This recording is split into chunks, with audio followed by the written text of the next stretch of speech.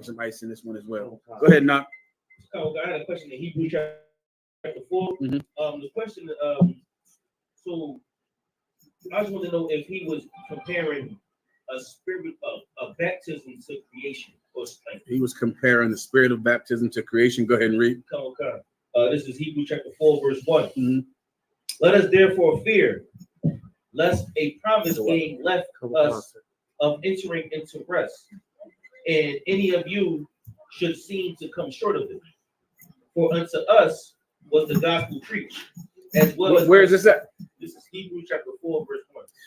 The coming into rest, does it go into that above it, or is that in Romans? I believe that might be. Okay, that's what you need to understand this. Go ahead. So, from the top of where I'm at. From where you were. Is your question right here, or is it farther down?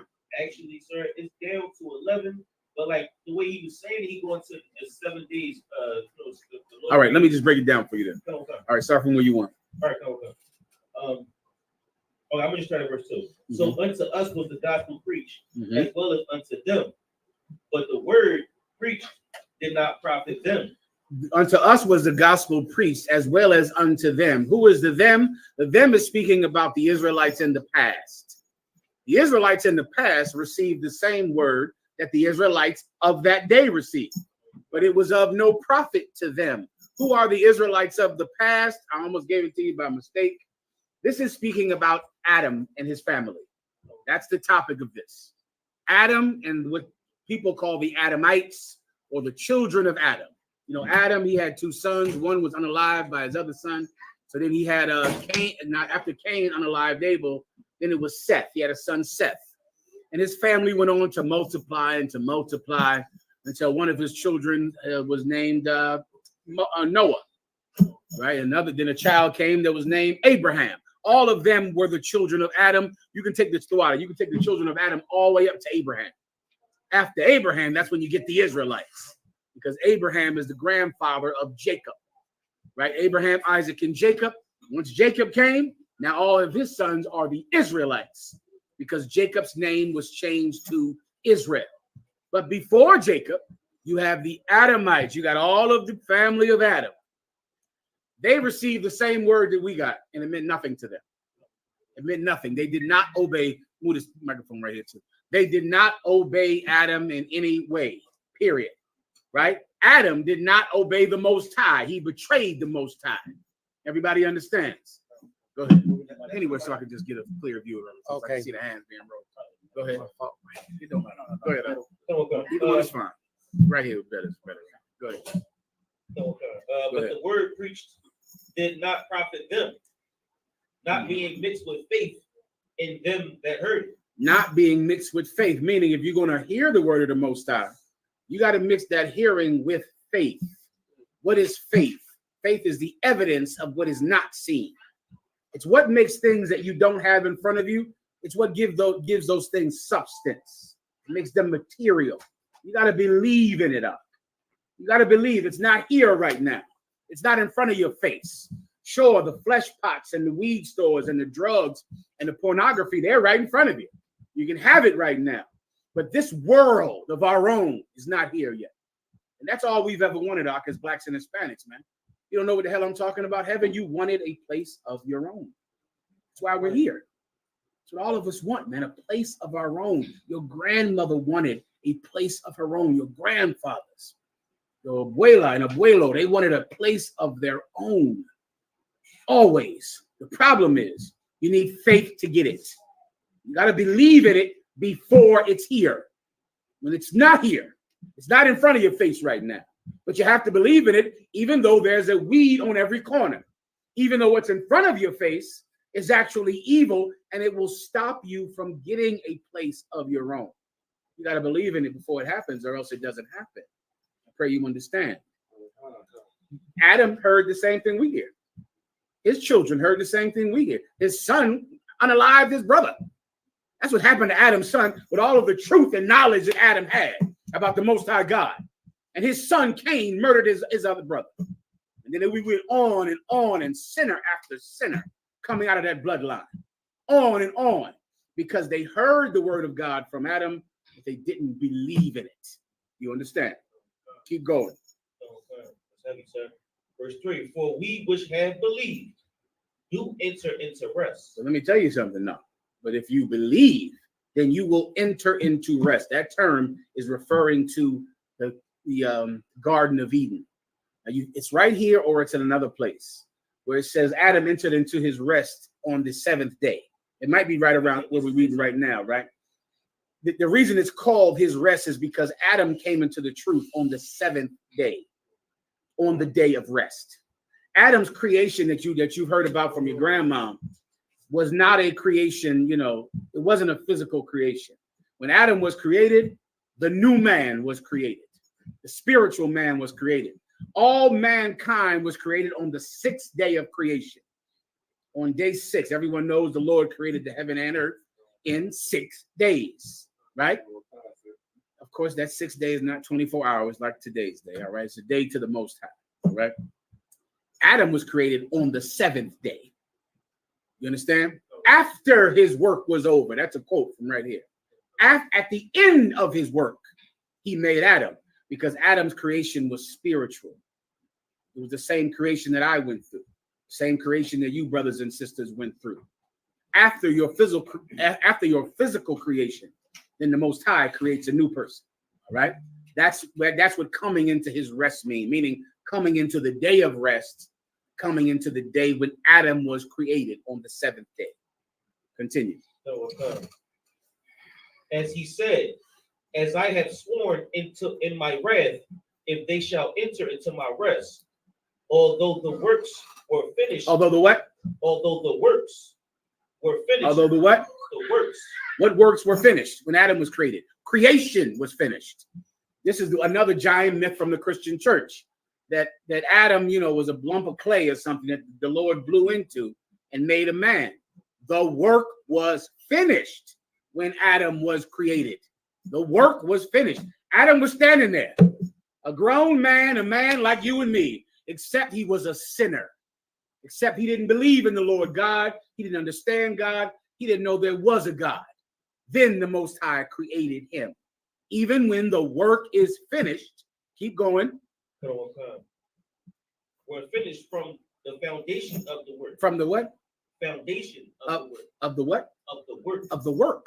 The foundation, meaning blow my mind. Foundation, the beginning. What's the name of the book of Genesis? Beginning. From the foundation of the beginning, the work was finished. That means when Adam was created, it was after creation. It's right in front of your face. It's after creation. It was finished. From the beginning of the work, it was finished. Then Adam was created. Keep going. Verse 4. For he spake into a certain place of the 7th day. Spake unto what? A certain place. A certain what? Place. A certain what? Place. He spake unto a certain place. What place? A place of our own. That place is the Garden of Eden, man. That's that place. That's what Adam was offered. He could have had it. And he had the word of God to get it. But he didn't believe. He did not believe. And that lack of unbelief was passed down to his bloodline. That same weakness went through his entire family. It went to Cain. Then it went to Ham. And it went to so many other sons he had that just betrayed the word of God that God gave that family, but all of them were too weak to actually live it out. All of them were too weak to receive that place. Keep going. Of the 7th day, of the what? Come on. For he spake into a certain place of the 7th day on this wise. You know what that place is. It's the Garden of Eden, all right? Go ahead. And God did rest the 7th day from all his works. Now here you go. I was just saying what I just told you already just now. Right? God rested the 7th day of all his works. Go ahead. Verse 5. And in this place again. And what said again? And in this place again. What place again? That's all you need. Okay, how about this? What place are we talking about here? The garden. Again. Again. What does again mean? Second time. A second time, meaning the place that Adam lost, we can get back. Because we can go there again. That is the kingdom of heaven. The Garden of Eden. Now, where's the Garden of Eden? Jerusalem in the Middle East. Right. Not Africa. Not Mexico. Not Guatemala. Not South and Central America. Not Haiti. The Garden of Eden is in the Middle East. Jerusalem. That is the Garden of Eden. And we're going there again. We're going back there. We're going to take back the place that we lost. That is our place. That's a place of our own. We tried to have a place of our own in Haiti, in Mexico, in Guatemala, in El Salvador. We tried these things. In Texas, we tried it right here. It didn't work out. I pray you understand. It did not work out in Mexico. It did not work out in El Salvador. It didn't work out for us there. It did not work out in Haiti. It didn't work out in Jamaica. It didn't work out in Trinidad. That's not our place. That's not our. Oh, give him. That's the captain. Yeah. Most people wouldn't have got that guy. I thought I was going to trip you up with that one. Not only does he know, he's paying attention in class. Let that be a lesson to you young officers. See, El Salvador is not our rest. That's not the Garden of Eden. That's not where Adam found the truth on the seventh day. That's not the place of rest. The place of rest is where Adam got the truth on the seventh day, is where the breath of life came into him on the day of rest.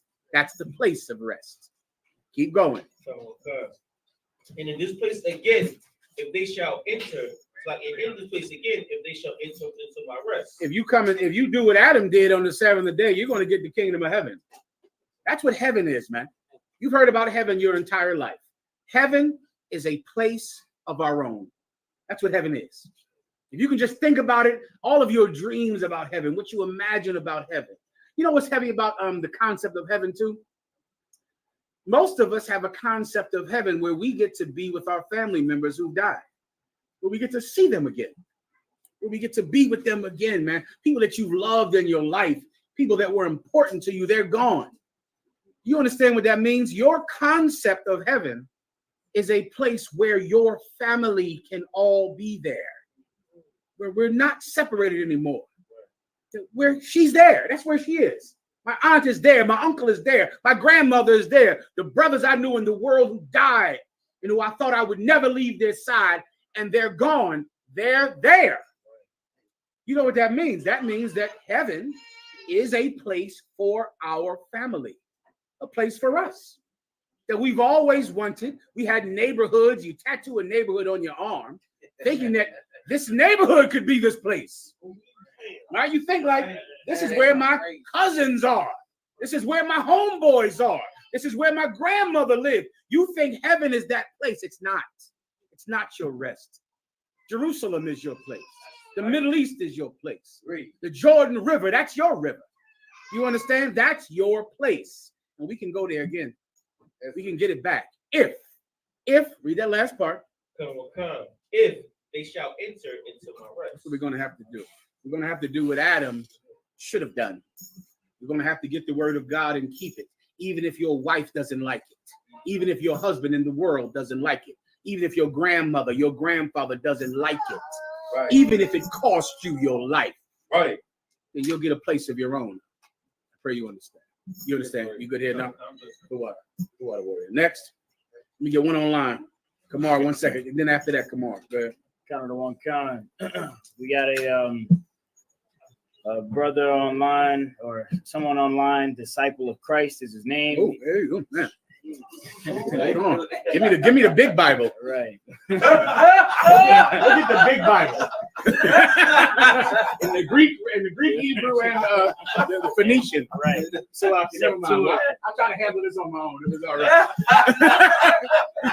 Go ahead. He asks, can I get a breakdown on Deuteronomy 22, chapter 22, verses 28 through 30? No problem, Warrior. You got it. I'm going to pull it up right now for the class.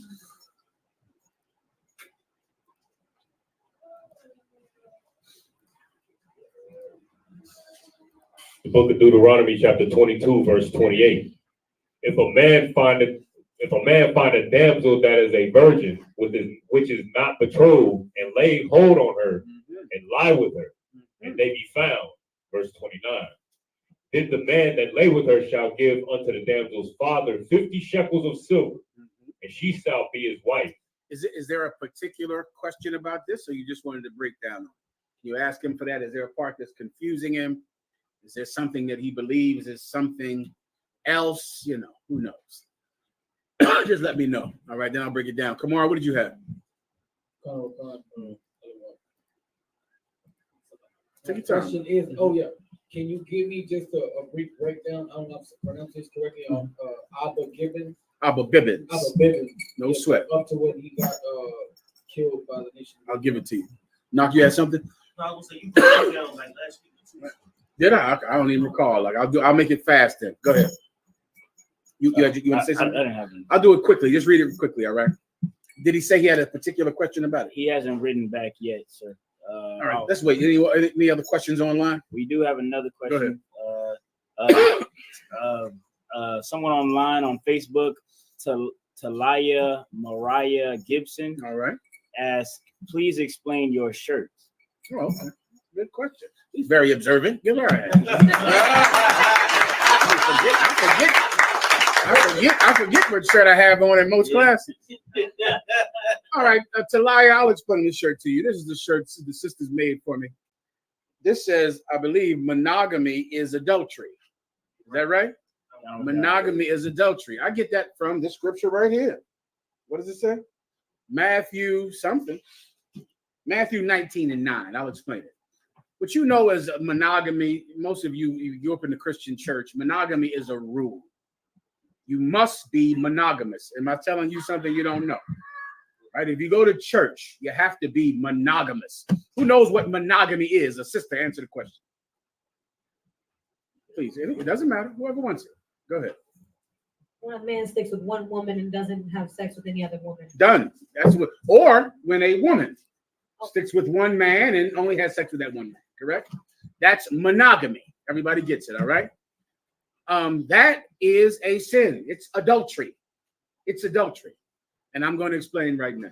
Go ahead and read it. The book of Matthew, chapter 19, verse 9. And I say unto you, whosoever shall put away his wife. Whosoever shall do what? Whosoever shall put away his wife. Whosoever shall put away his wife. Go ahead. Except it be for fornication. Except for fornication. Putting away your wife is leaving your wife. Divorcing your wife.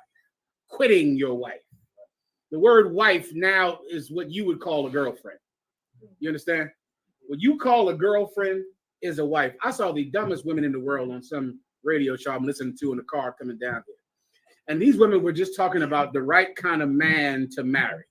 And they said, some men look at you like, you know, you don't have everything. Some men don't really want to be with you. Some men just are with you because they don't have anybody else. And they were just constantly hypothesizing. Sisters, I'm sure you've heard this before. You hear women always saying, you know, the kind of man that you should be with, as opposed to this kind of man.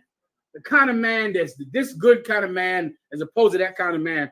And what I never hear is, are they saying this is the kind of man that you should marry? Or are they saying this is the kind of man you should have sex with? Because there are a lot of rules to the kind of man you should be in a relationship with. Or you can't be in a relationship with a no good man. You cannot be in a relationship with a low value man. You cannot be in a relationship with a man who doesn't value you. But you can F anybody. Right. And that's society.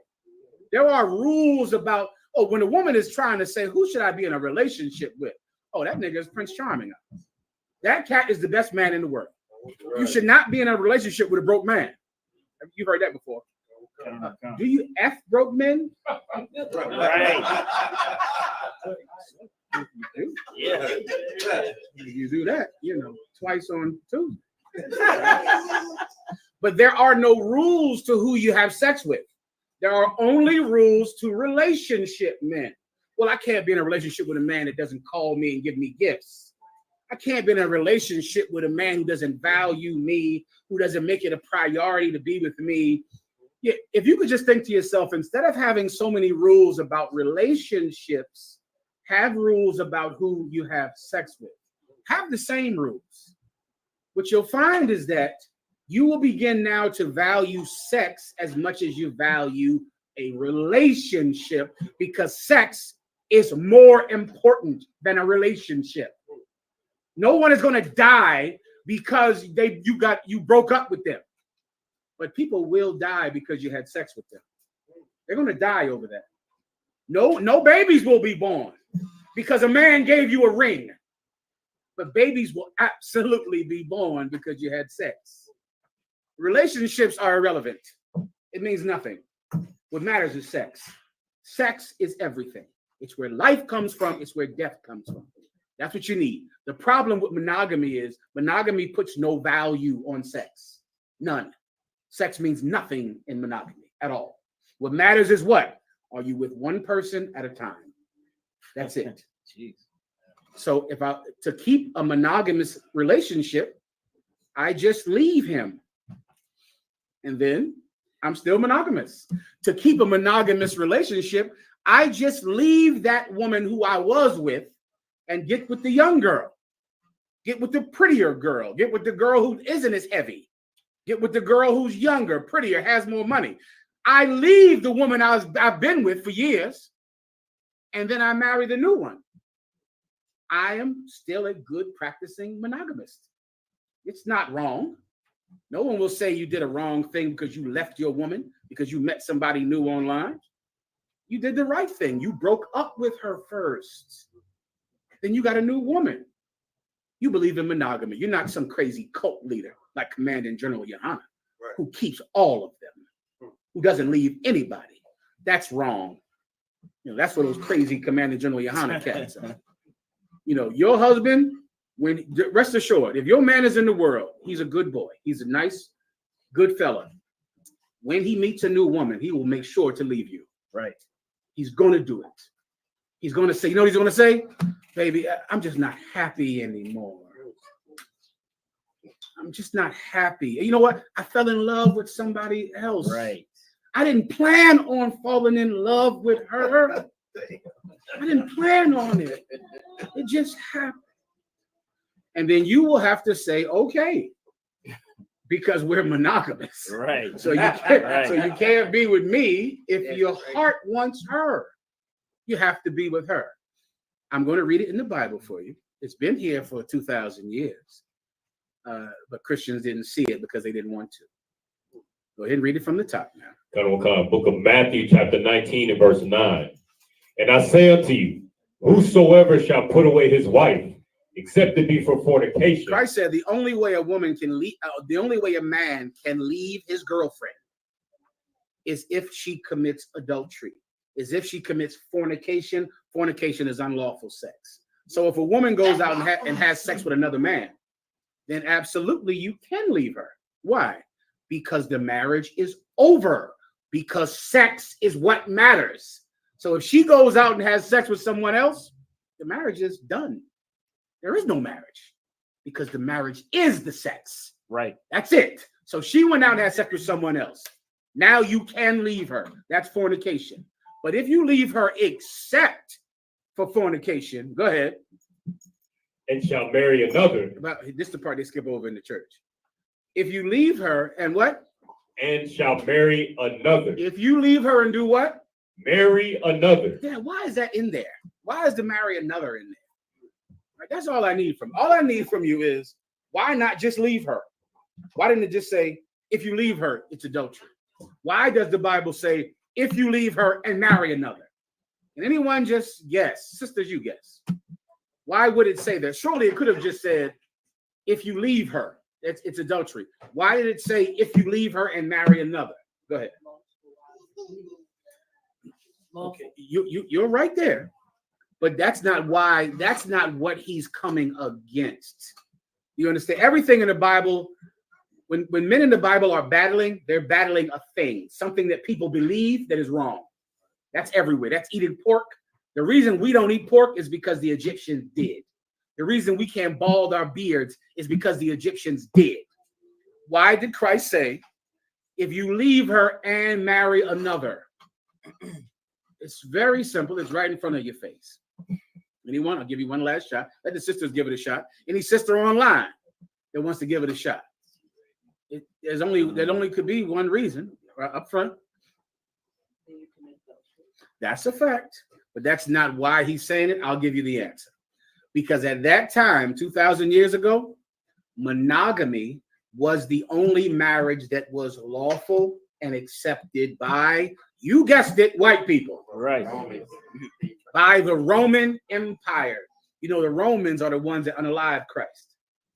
The Romans were the ones who are our courts and our judges, like Pontius Pilate, right? The Romans. The Romans believed in monogamy. And because white people believed in monogamy, blacks and Hispanics believed in monogamy. They believed in leaving your wife and marrying another. What is that called? Leaving your woman and marrying another woman. Just do math and then you know what it's called. Leaving one woman and marrying another. Come on. No, that's true. But what is it called? Leaving a woman and marrying another. It also goes with matrimony and maternal and mommy. Anyone want to guess? Mommy, maternal, matrimony, monogamy. Monogamy is having one wife. That's what monogamy is, which is where the ma comes from, in mother, maternal, mommy, matrimony, because it's about having one woman, one mama, one woman. If you leave a woman and marry another, that is monogamy. Or else why would you leave her? There's a reason that men leave a woman when they find another woman. Why? Because they believe in only having one woman. If a man believes in having one woman, he must do what? Sisters, come on, give it a shot. You can do it. Have a breakthrough. Keep one woman. How do you do that when you met somebody on Instagram? So you leave one and go. You're going to have to. Give her a hand. That's right. You're going to have to. You're going to have to leave her. What else could you do? Can you do math? You can only have one girlfriend. Right? But look at her. Look at, all of a sudden your ex starts to contact you again. You meet some girl on your job. You go on, you got the internet. And before you know it, you see someone else you like. But, I'm in the IUIC. I go to church. My mama taught me not to be a low value man. That's a low value man to keep both of them.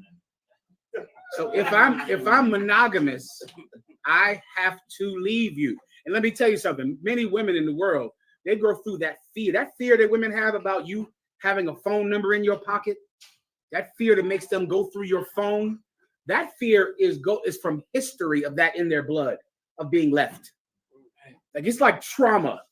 The same way the North American Indian, so-called, and the Hispanics and the Black people, we all have trauma from slavery. That even when the historical event has been forgotten, the pain stays. The pain of slavery is here, even though you don't even remember what happened. That was 1,000 years ago, hundreds of years ago. The pain of what the Spanish conquistadors, the Catholic Church has done. Even when you forget it, it's there. It's like a sadness in your soul. You see it on the Gadite Reservation. You see it in the barrio and in the hood all across America and South and Central America. Now, they call it intergenerational trauma. Give him a hand. That's exactly what it's called. That's an educated man. It's called intergenerational trauma. You forget the event. You don't remember it. You weren't around then. Boy, there's a sadness and a fear in you that stays. Women have intergenerational trauma about being left when their man finds another woman. And it is on them so heavy because it has been going on since Rome. Right. Since Rome. It's some woman who loves some man. She needs this man to survive. She needs him for protection. She needs his money. She needs his love. She needs his attention. She needs him to parent these children. She needs him. He's the most important thing in the world. And one day he takes her to a restaurant. He calls her on the phone. He sits her down at the kitchen table and he says, baby, there's somebody else. You're right. And I'm going to have to leave you because I found her. You know how many your grandmothers that happened to? Now, here we are today. You're going to go through his phone and have such a fear because of intergenerational trauma about monogamy. Do you understand? It's right here in the Bible. Read it one more time for him, and then I'll move on. The book of Matthew, chapter 19 and verse 9. And I say unto you, whosoever shall put away his wife, except it be for fornication, and shall marry another, committeth adultery. Why would he put away his wife and marry another? He put away his wife because he found another. It's right here in front of you. Right. He found another, so he put away his wife. That's monogamy. And that's adultery. Right. One more time. Whosoever shall put away his wife, except it be for fornication, and shall marry another, committeth adultery. Yeah, that's why I'm wearing the shirt, baby girl. All right? Because it's in the Bible.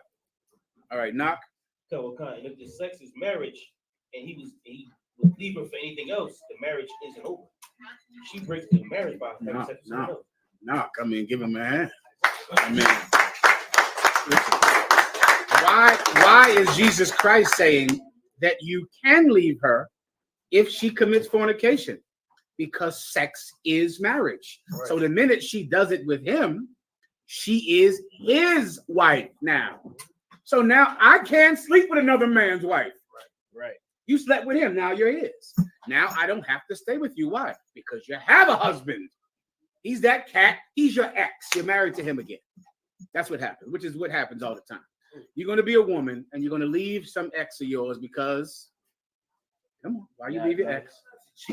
Because he cheated on you. That's why you left your ex. But guess what? You left him, but your soul is tied to him.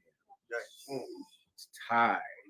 It's tied to him because you had sex with him. It's not tied to him because of the ring, because you don't even have a ring from him. It's not tied to him because of dinners at Red Lobster. It's not tied to him because of flowers. Your soul is tied to your ex because you had sex with this man. Right. So now your soul is tied to him. Of course, you left him because he wasn't a monogamous man. And I can only be with monogamous men. So I left him because I found out he had another woman. So I have to leave him because there's a rule that has been in my family generation after generation that I have to only be married to monogamous men. He got another woman, so you left him. Oh, but after you leave him, see, y'all are younger. See, before the internet, you just be thinking about him or just see him in the store or something like that. Now you're going to see him pop up on your timeline.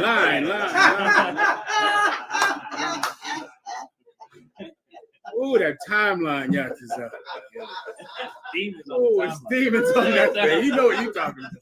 Demons on there. All of a sudden, you say, hold up, now he with a new woman. They having fun. They going on vacation. He ain't never going on vacation with me. Oh, man, you know what? Maybe I made a mistake leaving him. Then you're going to leave the man you're with to go be with him. Then you're going to break up with him because guess what? He's still not monogamous. Him. Right. So you're going to leave him again. Then she's going to call you back. Right? She's going to call you back and try to be with you. And this is what I'm going to tell you what Commander General Yohana told me. Never take a woman back who has committed adultery. Never. Don't ever do it under any, I don't care if you have 10 children with her. Do not do it for the sake of the children. Do not take her back. That is another man's woman. You understand? Monogamy is adultery. All right? Done. Next. We got a question in the room. Question. So like Come on. If I could go back to what you were saying about sex and marriage. So let's just say, given the circumstances of nowadays where women in the world tend to lie, let's just say that you were speaking to a young lady. She says she doesn't have a husband, and you lay with her, and then you end up having a husband. Are you still tied to that woman regardless, or is that like? You mean you laid with her, and then you found out later she had a man? She lied to you. She lied to you. Exactly. That's an example. You got a woman. You laid with her. You found out afterwards. Damn, she has a husband. And okay, in this scenario, is she still with him? I mean, it's just in general. There's a few different ways to go about it. Okay, I'll give you the first one. You with a woman, you didn't know she had a man. You found out later that she had a man. Then now, this is what you should do. You should call that man. You call him, and you find out when is the last time they had sex. If they say before you got married, before you and her had sex, we had sex with her, then that woman is your woman. She's unclean and she's wicked and you're a fool, but that is your woman, right? Let's say he says, yeah, that's my woman. We had sex yesterday. Yeah. Then she's his. Right. And then you could say, whew, that was a close one. And get the hell up out of there as fast as you can, out of Eba. You understand? Okay? You're only culpable once you know. It's like if you go into a restaurant and you don't want to eat pork. And they tell you, no, there's no pork in this. And you eat it and you find out they lied. Well, you are not culpable for eating pork. You didn't eat pork. They are a sinner. That sinner's on them. Because I did what? Come on. I tried. Come on, say it. So you asked for. I asked and I tried and I didn't want to eat pork. But this bastard lied to me. So the same thing applies to a woman. Now, let me give you the wisdom on the matter. Have you ever bought a car before? You ever buy a good car? You ever buy a bad car? Okay, what did you do differently in choosing the good car as opposed to the bad car? I did my homework, my research, my investigation. Give him a hand. You see that, Kamar? So many men, you'll do more research on buying a car than you would a woman. It comes to buy a car, oh shit, you calling your cousin and who's a mechanic. You bringing him down to the shop. You all on the damn ground, opening the damn hood, checking every damn thing, test driving it, looking all around. You don't want to buy a lemon, do you? You don't want a stupid car that's going to break down on you when you need it to work. You don't want that, right? Yeah, do the same thing when it comes to a broad. Do the same thing. Do your due diligence. What you'll find is that you can find out that she has a man before you have sex. Right. Oh, yeah, you can do your job. Before you know it, you'll do so much research and you'll find out that she has a man before you ever touch her. Then you can go, whew, that was a close one. You understand? Good to go. Next. Khan, the disciple of Christ who asked earlier, he clarified on that precept in Deuteronomy. He said, is this referring to grape, which is how they say rape in TikTok? You know. No, this is not referring to assault on a woman. That's not referring to that. Read the part that makes him think that. I remember that years ago. Years ago, there was a ton of fake Israelite groups and Christians that believed that there was a lawful way to assault a woman. That if you assaulted her, you could marry her because you assaulted her. Even though, of course, they don't actually do it. I mean, I'll show you what they don't do. All right, read the precept one more time. It's the book of Deuteronomy, chapter 22, verse 28. If a man find a damsel that is a virgin, which is not betrothed. So this is a woman who doesn't belong to another man. No one, she's not promised to anyone. You understand? She's single. She's not promised to anyone at all. Keep going. And lay hold on her. And do what? And lay hold on her. And do what? And lay hold on her. Boy, so many Israelite groups and Christians read that word lay hold, and they thought that meant you could snatch her up at the bus stop. Throw her in the van. Damn. That's what when they heard lay hold, that's what they believed. They believe lay hold. You mean strangle. That's the same thing, right? Is you sure? I don't think so. That's what okay. They think lay hold me. Get in that van. Get in the van. No, that disciple of Christ, that's not lay hold. You see, this is a book written by Blacks and Latinos, and we speak in slang, right? And so laying hold of a woman is, what words do you use for that down here? Game, sir. That's game. You see, you game is not mean you actually roll dice with them. Right? Play Monopoly with her. Right. I think the kids in Philly, they call it booking a woman, or is that DC? Riz, what is that? It's like that's an offshoot of charisma. That's nice. Riz. So what do you call getting a woman's phone number? A woman saying, yes, I'll go on a date with you, or yes, I'll come see you. Bagging a woman. Now I'm assuming that that's a rough one.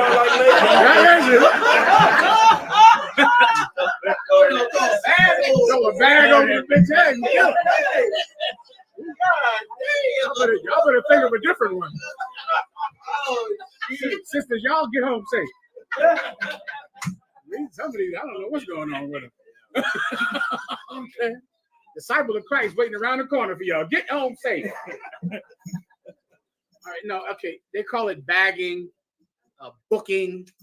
I've heard terms like that throughout my years. Okay, those are not literal terms. All right. It doesn't mean throw a bag over her head or hit her with a book in the face or something like that.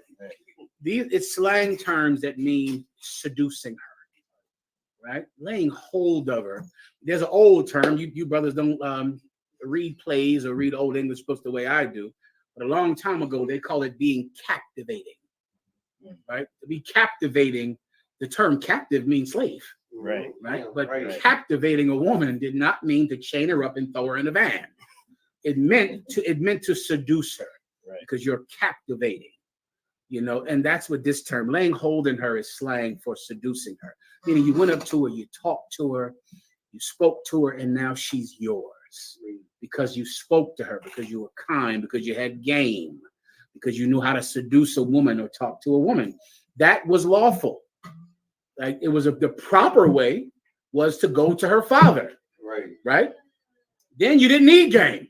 You just needed to give her father a deal that he saw was a good deal. You needed to show her father that you were a good man. That you were the kind of man that could take care of her. That you were the kind of man that could take on the most important possession he has. So it requires a different skill set to go to a woman's father. That's a whole different skill. There's another skill, which is a good skill, where you can go to her and seduce her and convince her. There's a way to get them both done. It's a higher price if you go to her. The price is higher than if you went to him, which is what we're about to read right now. Come on. Oh my God. Come on first, Salak. Salak, if I may.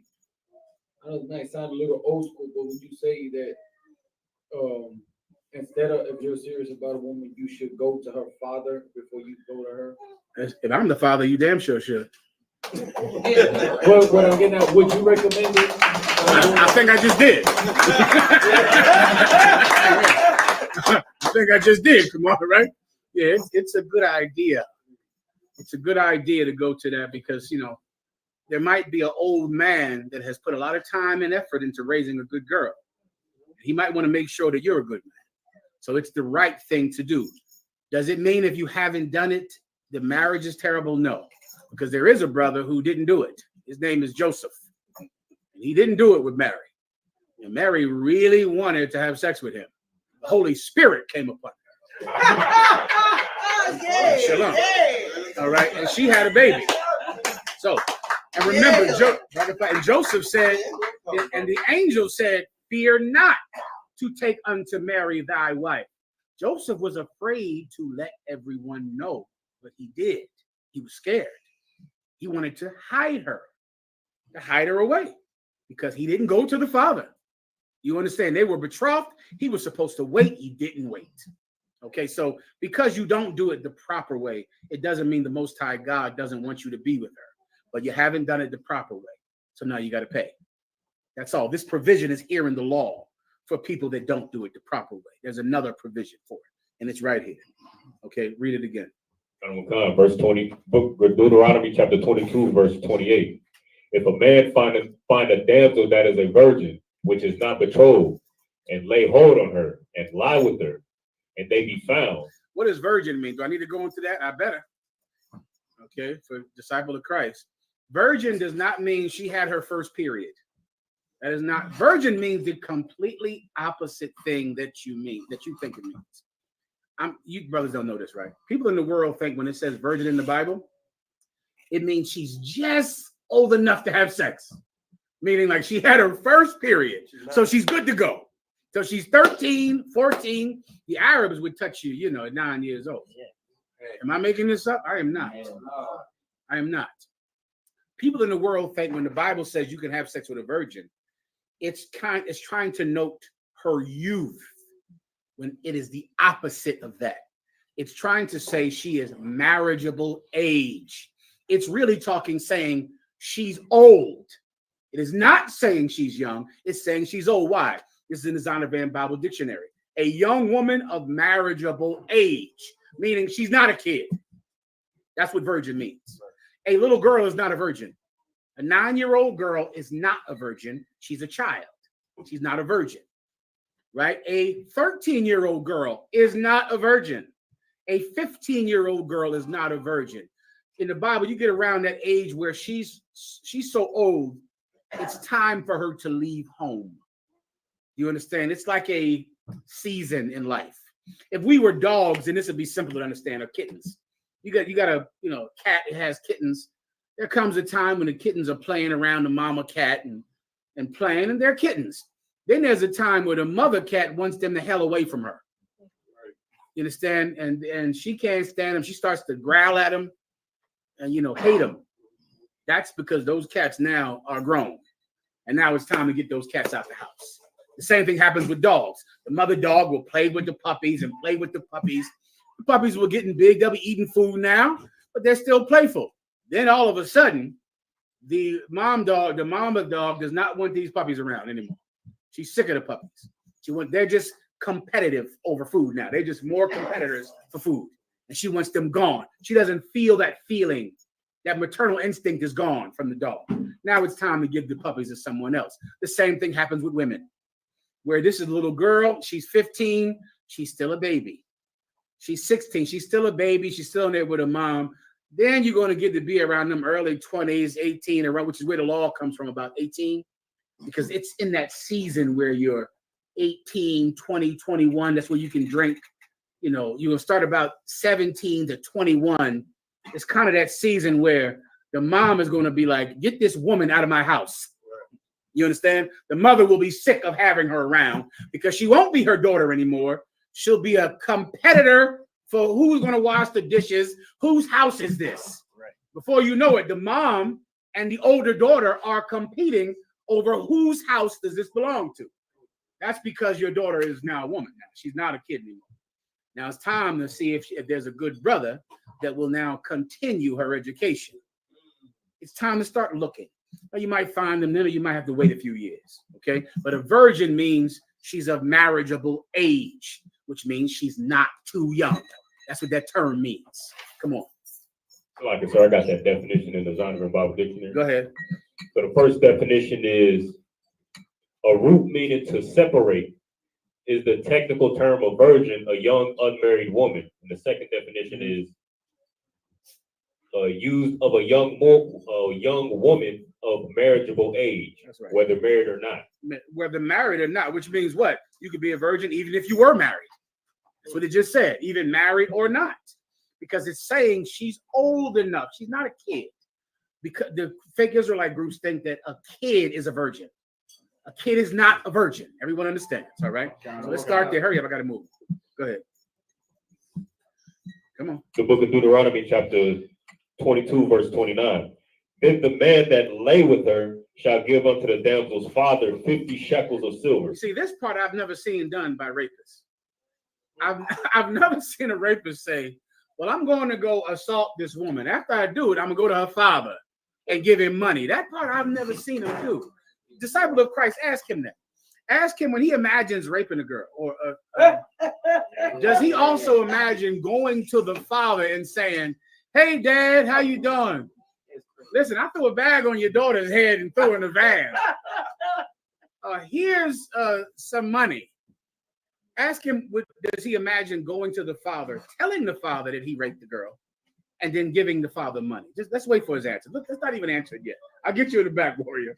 But let's let the disciples of Christ, because that part, I've heard this through 25 years, and I've never heard of them say, well, of course I'll go to a father after I rape her and talk to him and give him money. He got to give it to me because... And he has to give it to me. I don't know if he's going to do that. I got a feeling he might feed the worms that day with you. Right. I got a funny feeling that he might feed worms that day. All right, let's just see what disciple of Christ says. All right, everybody gets it. Any questions in the room? Any questions online besides that? Let me get you, the brother behind you, then you. All right. What? Come on. So I want to get a breakdown on 1 Samuel chapter 15, verse 11, starting verse 10. Then came the word of the Lord unto Samuel, saying, It repenteth me that I have set up Saul to be king, for he has turned back from following me, and hath not performed my commandments, and it grieved Saul, and he cried. What's your question in Lord. specific, warrior? I wanted to know, was the Lord repenting or was Samuel repenting? It's the Lord that was repenting. Come on. And that's why Samuel was repenting. Because the Most High God told Samuel to raise up Saul to be king. But then, of course, Saul just let the Most High down. How was the Most High let down by King Saul? Do you know the whole story? Go ahead. Because he failed to carry out his orders. That's correct. He failed to do it. And so that just, broke the heart of the Most High. And because of that, Samuel's heart was broken. Because a prophet of God speaks for the Most High. You understand? Well, who did the Lord repent to? That repent doesn't mean that. Repent doesn't mean repent to a person. Repent means regret. You understand? So just think, if I repent of my sins and I regret sinning, you get my point? Okay. The Most High regretted making this man king because he couldn't follow an order that he was told to do. You get the point. Just think regret, not repent like in the church. All right. All right. Next, I have disciple of Christ. Go ahead. He replied back, sir. He said, I don't believe in rape. I asked because other translations literally say rape or force. Yeah, that's the rapist translation in the Bible, Lock. And you got to be careful for that other translation. You getting the Jeffrey Dahmer translation of the Bible. You getting the Donald Trump grab your vagina. That's Trump Bible. The New Trump translation. I know in the Trump Bible it says raper. You're right. Disciple of Christ got that new Trump Bible. Lock. Right. I leave that thing alone, young warrior. Okay, it shouldn't say that. They're putting their belief system in this scripture. Now, I just want to ask you, disciple of Christ, for the translation that says rape, do you believe that you will go to a woman's father, to this young girl's father, and say, I raped your daughter? The law says you got to give her to me. Here's some money. I need him to answer my question. Does he think that's what it means? After you rape a woman, go to the father and give him money. Is that something that he would do? Where are we at here? Was that it? Right up front, please. I just want to break down on 1 Corinthians chapter 7, verse 2, because it's what Christians use for, monogamy. Please. 1 Corinthians chapter 7, verse 2. Nevertheless, to avoid fornication, let every man have his own wife, and let every woman have her own husband. I got you. What is fornication? Unlawful sex. Unlawful sex. So now let's just break the whole thing down. To avoid fornication, read. Let every man have his own wife. Let every man have his own wife. What forms of fornication will be stopped if a man has his own wife? Step one would be you having sex with someone else's wife, right? If you have your own wife, then you don't have his wife or his wife because you have your own wife. Give me another form of fornication that would be stopped by a man having his own wife. No. You never heard about the Judites in prison? What do they say? You never heard this. The other tribes are this is not as prevalent with other tribes in prison. But in prison, the reasoning for punks in prison. What's the reasoning? Judah, you know what I'm talking about. When a Judite gives you the reasoning for why he's dealing with a punk in prison, what will his logic say? Come on.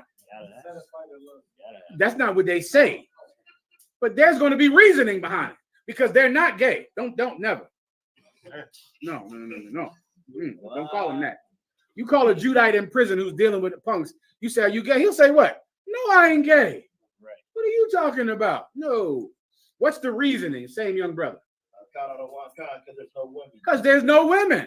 It's like logic. It's like, well, see, if I was out, then I could be with a woman. Right. But in here, there's no women. So 2 + 2 I have to be with a man. That ain't adding up. No, it's not. That is the reasoning by prison gayness. Because there's no women around. Am I telling you something you've never heard? Raise your hand if you don't know what in the hell I'm talking about. Of course you know what I'm talking about. You always hear this. Right. But there's no women in here. So of course we have to be with this punk because there's no women in here. Listen, get a woman up. Only have sex with a woman. That's it. The brothers in Baltimore and around these prisons, they have sex with women. The guards. Right. Do it. Do that. Yeah. You in prison, have sex with that guard, that Miss Felicia and Miss Keisha in there. Have sex with her. Why not? Lay hold on her. Baby, why are you looking nice today, Miss Keisha? Damn. You losing weight? Let's see you. Yeah, I think she'll be fine. I think you'll do all right in there. All right. So it'll stop homosexuality.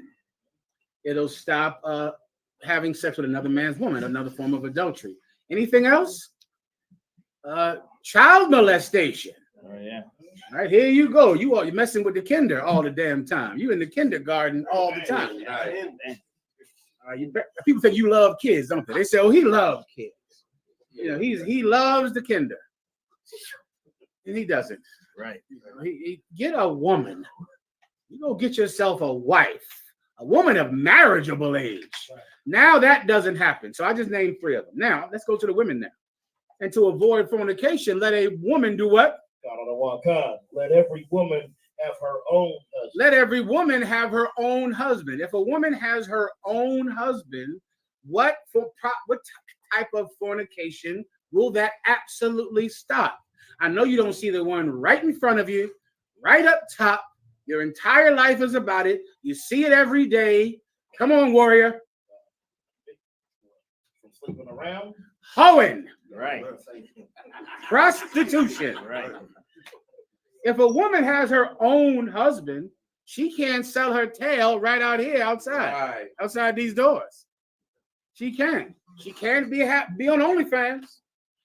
This would mean the end of OnlyFans. Why? Because if she needs a man's affection, if she needs a man's attention, if she needs a man's money, it has to come from her husband. You understand? This precept would end whoring. Right. It would end OnlyFans. It would end the whole thing because she has to get all of her needs met from one man.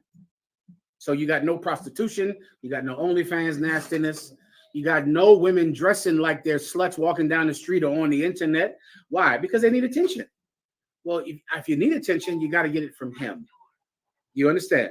Give me another one. That's one. Just whoring, hoeing, being promiscuous, being loose. That's done. Give me another one.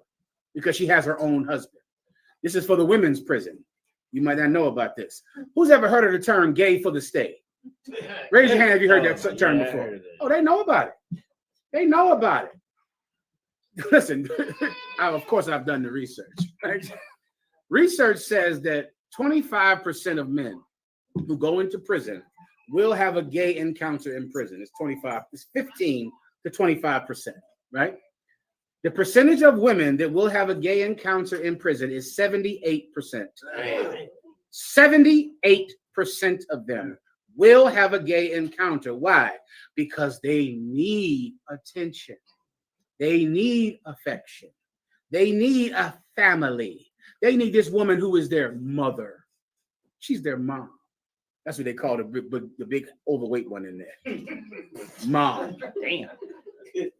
Give me the most unattractive man and make him a woman. And he's the bull dagger of the prison. She is. She's the most attractive woman in prison. You take Biggie Smalls, Big Pun, Rod Wave. Now, take away his penis, which is supposed to be a bad thing. Let him have no penis. Put him in prison. She is the most attractive woman in prison. Now, you brothers think you can't get a woman. You can. The bull daggers can get women. Right. They got no job, no money, nothing. And they look like Biggie Smalls and Rod Wave. And guess what else they don't have? A penis. Right. Listen, you sitting there like, well, I can't. My penis too small. That ain't what she says. She don't have any penis at all. She's the Mac in the prison. Right. It's 7-8%. The term is gay for the stay, meaning are they gay? No. Don't you even call them gay because they are not gay. Don't say that again. Okay. They are gay for the stay. They're only gay while they're in prison. Once they come out, they got these babies, 6 of them, and a man. Right. Okay, baby, if you get a man, then you can avoid all of that. If you need to have sex with somebody in prison, have sex with the guard in the woman's prison. Be with him. Get married. And brother, shut your mouth about it. I'm snitching on every woman in the damn prison because she give you some love and attention and sweetness. Not that I'm recommending it. I ain't trying to say it, but it's hard in a woman's prison. It's more difficult because of the possibility of forcing a woman to do it. Right. So you can't force a woman, but if you put all these rules together, you'll live a good life. All right. Right. These are the things. This is not saying that. What did the Christians say? It's saying monogamy. Right. The Christian. Well, I don't know how they wrap their minds around that. Plus this precept. Right. Because you just read that one. Right. You get the point. So that's what you give them. All right. All right. Go ahead. Next. Tomorrow. I'm sorry. Go ahead, Warrior. Hey, Shalom, General. Mm-hmm. I had a question about Luke chapter 3, verse 38, dealing with Christ's lineage. Once it gets to the point where it talks about Adam, No problem. I'll go ahead and read the verse. Luke chapter 3, verse 38, which was the son of Enos, which was the son of Seth, which was the son of Adam, which was the son of God. I just want a general breakdown on that precept and how it pertains to Christ, because I know that Scripture refers to Christ as the Son of God, and Adam also referred to in the Scripture. Go to Romans 8:14. Come on.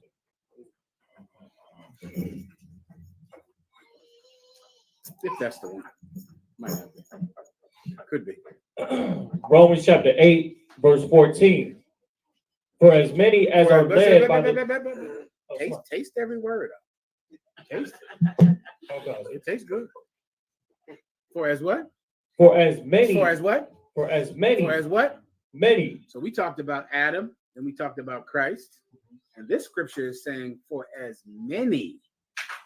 Many is a lot. More than 2, right? For as many, go ahead. As are led by the Spirit of Yahweh. For as many as are led by the Spirit of God. Keep going. They are the sons of Yahweh. They are the sons of God. So why was Jesus Christ called the Son of God? Because he was led by the Spirit of the Most High. Why was Adam called the Son of God? Same thing. He was led by the Spirit of the Most High. Why are you called Yashar Allah, which means Prince of the power. the prince is a son, right, of God, right? Prince of the power. The power means God. Prince of God. A prince is the son of a king, right? Yashar Allah literally means Prince of God, Son of God. That's what Yashar Allah means. Why are you a son of God? We're led by the Spirit of the Most High. That's your breakdown, warrior. Right? Right. Go ahead. What's your name up? Call Kazah, sir. Call, say again. Call Kazah. Call Kazah. What does that mean? All seed. Most High in Christ. Call Kazah. What's your question? It's like it, sir, just on the topic that you just broke down. Is that the difference between what Adam did in Genesis when he used the constellation to get wisdom on how to put the garden together versus like nowadays where you got sisters and some effeminate brothers who look up to the horoscopes and try to use that as who to deal with when is that the difference? Yeah, that is the difference. I don't know if you were here earlier, but the IUIC, they put their Passover on the day of the solar eclipse. Did you know about that? Yeah, that's their Passover. This Monday, they're going to be out there, brother, up there looking at that. Purple everywhere. The IUIC's Passover is on the same day as the solar eclipse. I can guarantee to you that the IUIC is going to or believes in horoscopes. That is going to happen. It's really unavoidable once you start worshiping the moon.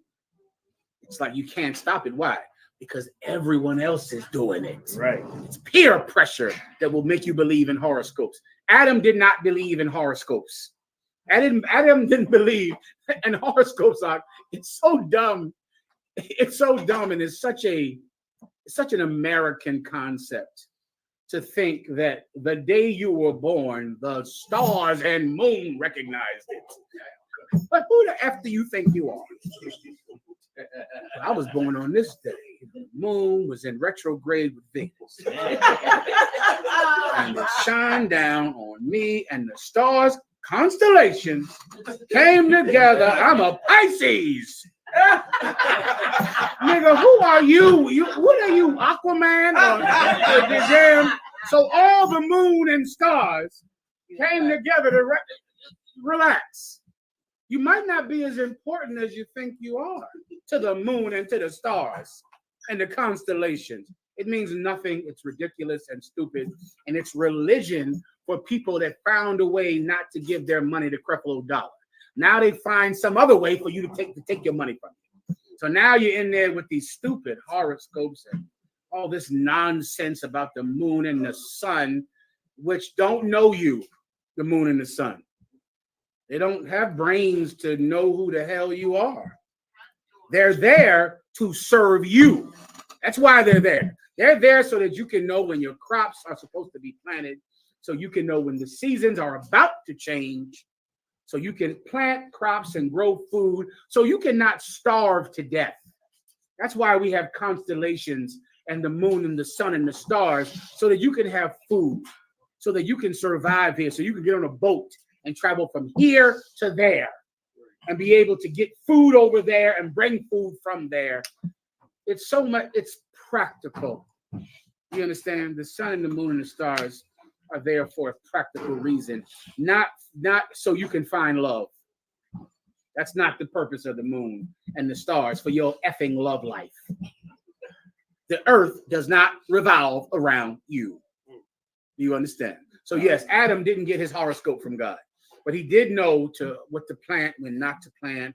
He knew to take the wilderness, the forest, and turn it into a garden. You understand? You know the difference between the two? One is just wild and growing. The other one has rows of trees up.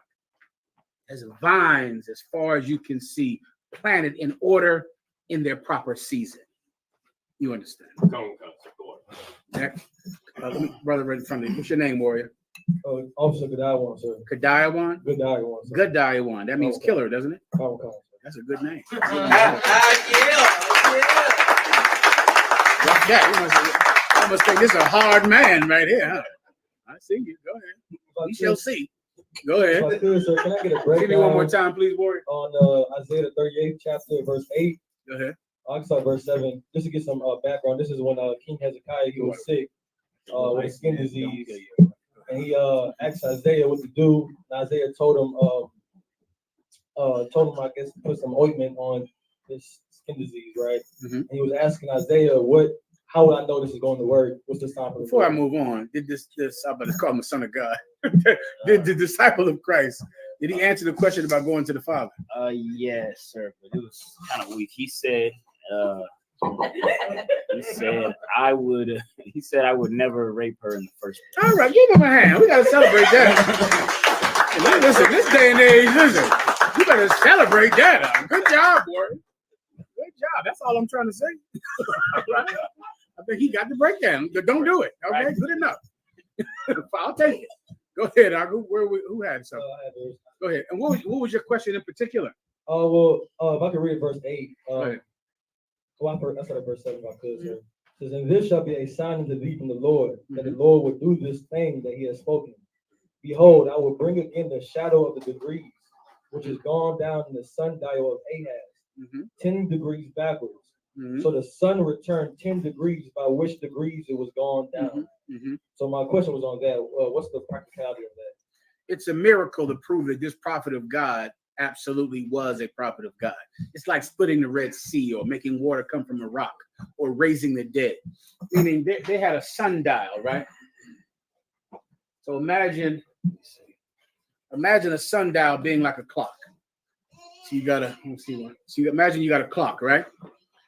Now this is a modern thing, but before clocks there were sundials. They would be sitting in every city. They would sit in every city, and there was like a little thing in the middle, and people would just it was put in a place where the shadow would cast on this big circle with a stick in the middle of the circle. And then throughout the day, when it came to noon, it would move. It would begin to move. It's a sundial. You can show them up on the screen, a damn sundial. So now it would move. So now he's trying to prove that what he's saying is true, and that he comes from the Most High. What prophet is this we're reading about? This is King Hezekiah, but the prophet was Isaiah. Exactly.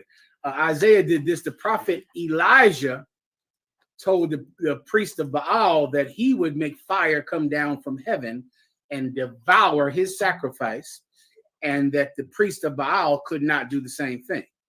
And it happened. So this is a miracle. Sometimes you need miracles for hard-headed people to know you represent God. And a prophet of God will absolutely be called upon to perform those miracles. It happens. That's one of these days. So imagine the water. So imagine it's a sundial. So now the shadow is over here. What do you say, 15 degrees? 10 degrees, I believe. 10 degrees is like it's moving like this. That's a degree, right? All of a sudden, the damn thing goes back. As if the sun went backwards.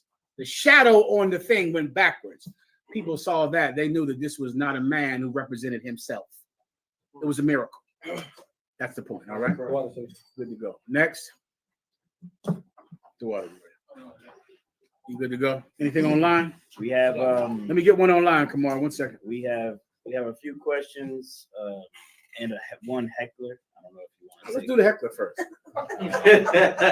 We got where's he at? Iron Lion Zion. Get the big go in that back. You read that big Bible. The big, matter of fact, let me just see first. Hold on 1 second. Give me 1 minute. Go ahead. Iron Lion Zion. Iron Lion. Go ahead. Where the priest garments at? Where is do-rags acceptable to preach and teach in? I can dig it. He knows, though. He's an Iron Lion. You don't It's a understand. little more, sir. Huh? It's a little more. There's a little more. Go ahead. Yeah. Where does it say to cut holes in the top of your scarves? Of course. Then you can wear it while you teach. We need all these scriptures. I know we do. We always have. All right. Where would you go? Officers. You're at camp and someone says, you're not supposed to have a hole at the top of your headpiece. Let me give you a simple one. That's a good one. Where would you go fast? Faster than that. Listen to what he just said. He said, where does it say that you can make a hole at the top of your headpiece? Where is that? Now, there's another name for a headpiece that has a hole at the top. There's a okay, be him. Be him. Don't be you. You know. Be him. What will he say? Before you move on. Here's really winning in a battle. When you're in a battle, right? The best thing to say is, first of all, the thing that is the quickest to say is you use the fewest amount of words, right? The second thing is say something that your enemy agrees with. He agrees. That's how you know you won. You don't really win if he disagrees. Then it's like, I say this, he says that. Winning is when your enemy says, that's true. So now I just need from you, what's his name again? Iron Lion. What will Iron Lion say is a headpiece that has a hole in the top that he absolutely wants to wear and believes in wearing? Captain? A crown. A crown. That's right. Iron Lion will not disagree. Give me any crown precept now. Just pick one. All right. Iron Lion believes that he's going to get a crown one day, that he's a king. If he's an iron lion, he's damn sure going to be a king one day, right? Well, what is the difference between a crown and every other type of thing you wear on your head? I think it's because there's a hole in the damn middle of the crown. There's a hole in, that's kind of the whole, am I wrong, warrior?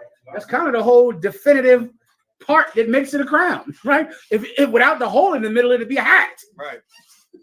Right? The hole in the middle is the whole reason it's a, show me a crown up on the screen.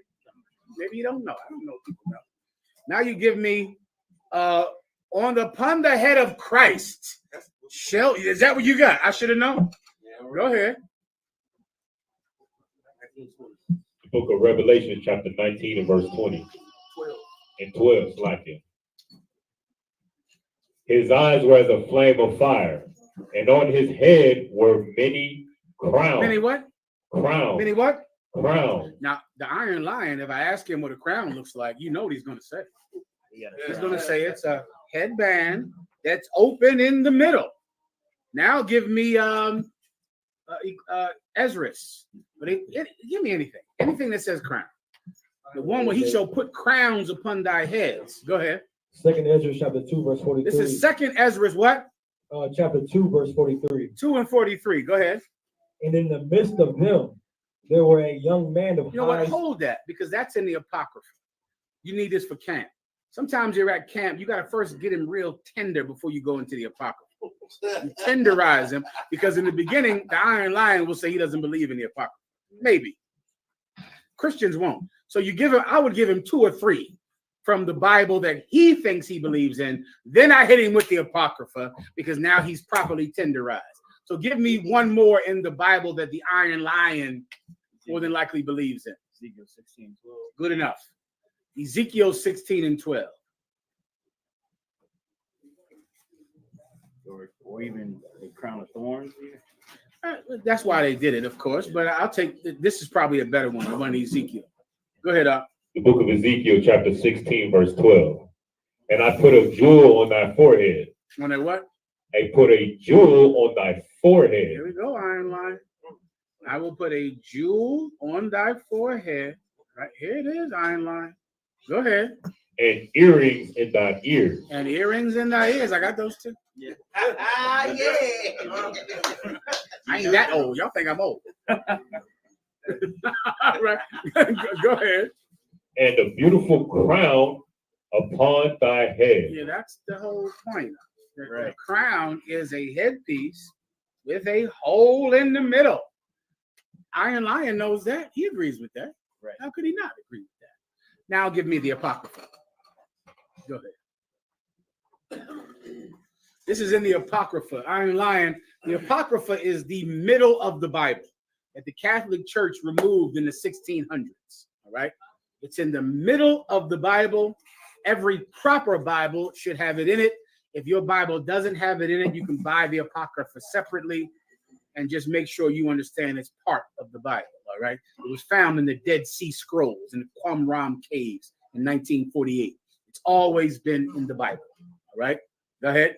Second Ezra chapter 2, verse 43.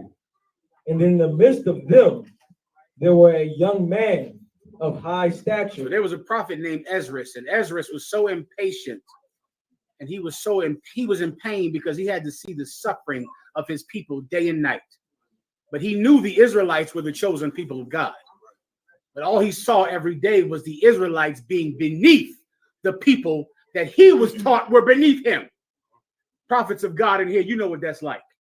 You read the Bible and you read about the greatness of Black people, the greatness of Hispanics. Then you have to go to work every day. You have to see these people that God said were nothing. Now they rule over you. And it could be unbearable sometimes. Ezra went through that. So the Lord, in his mercy, gave Ezra a vision. This is a vision of the future. And he sees read it one more time. And in the midst of them, he sees upon Mount Zion, he sees all these brothers all wearing white. The white is a metaphor for how clean they are now. They're not filthy anymore.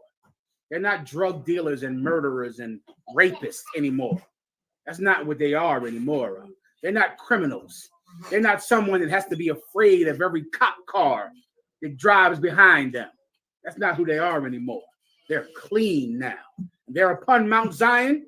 Keep going. And there was a young man of a high stature. And in the middle of these men, there was a young man who was very tall, high stature. Go ahead. Taller than all the rest. Taller than all of the rest of them. Go ahead. And upon every one of their heads, he set crowns. And upon every one of their heads, he set crowns. Go ahead. And was more exalted. And he was more exalted than them, because he was the Lord of lords and King of kings. And upon his head were many crowns. Keep going. Which I marveled at greatly. Ezra saw this. He was stunned by it, amazed by it. Go ahead. Verse 44. So I asked the angel and said, Sir, what are these? So he asked, Ezra said, who are these men that are getting these crowns? What are these? Go ahead. Verse 45. He answered and said unto me, These be they that have put off the mortal clothing. These be they that have put off the mortal clothing. What is your mortal clothing? Your flesh. You put it off. You put off your desire for sin, for illicit sex, for drugs, for lust and greed. You put it off of you. These men did that. These men were able to do something. Before I came into truth, I didn't think black people could get off of drugs. Right. It was not even something I thought was possible. My father didn't do it. He didn't do it. My uncles didn't do it. My friends, who in the hell did I know that didn't get high? No one. Everyone got high. The righteous people got high. The good church people smoke cigarettes. Right. The good church, the people you say, well, this is a good church-going person. They still smoke crack. They still got high. They still smoke cigarettes and weed. It was not something, as the man from the tribe of Judah, that I thought was really even possible. I talked to so many Hispanics that don't think anyone could not get high. They've never seen anyone that didn't do crystal meth. They don't even know anyone that doesn't do it. The people that you idolize and look up to get high. You understand what that means? This is your mother. You idolize her. You love her. She smokes weed. She does crystal meth. Your mother, your father. You love your father. Your uncles. They're your figures for manhood. They snort coke. They do meth. They smoke weed. The people that you look up to, they still get high. These men have put off the mortal clothing. These men aren't drug addicts. These men aren't lustful pigs that will molest your children. These men have gotten rid of all of that. They've chosen the spirit over their flesh. That's who they are. Continue. And put on the immortal. And they have put on, now they've dressed themselves in the immortal. Now they do things up that cause life, not death. That's what immortality is. When you do something that doesn't kill, but something that makes alive. Continue. And have confessed. And have what? Confessed. And have what? Confessed. And have what? Confessed. And these men have confessed. Go ahead. The name of God. They have confessed the name of God. What's the name of God? Yahweh in the Hebrew. Why is it called a confession and not a statement? Why is it called a confession and not a declaration? Who would like to give it a shot? Ask the Iron Lion. Why is it called a confession and not a statement? A confession and not a declaration. He has to go fast, though, I'm short with my time. All right. If you would still like to go into the topics too. No problem. You're right, Ward. Let me give you the difference in the back. Because it's something that if you do it, it has repercussions on you. That's why it's a confession. Because if I say this thing, I get hurt from saying it. No. Definition, Go ahead. Webster. Mhm. Confession, noun, a formal statement admitting that one is guilty of a crime. Oh, yeah. A statement setting out essential religious doctrine. Oh, yeah, brother. If you say the Lord's name is Yahweh, you're going to be hurt over that. You're going to be hurt over that. You're now going to be hated by the police, Fort Hood, all of the Congress. Then you have a whole incident down here. Let's go over that at the end of class too. The incident y'all had out here with the congressmen and the whatever, the city council. You see, Yatazaki, what's your name again, Warrior? Karab. They had to go down, and the brothers in Killeen had to go down there and meet with the damn city council. Over what? Not for being drug dealers, not for selling guns, not for shooting people, but for making this confession that the Lord God of Israel, whose name is Yahweh, is the Lord God over blacks and Hispanics. So now, because of that, we now have to go before the court. Now we're in court. This is a confession. And these men made that confession. So I can say hallelujah.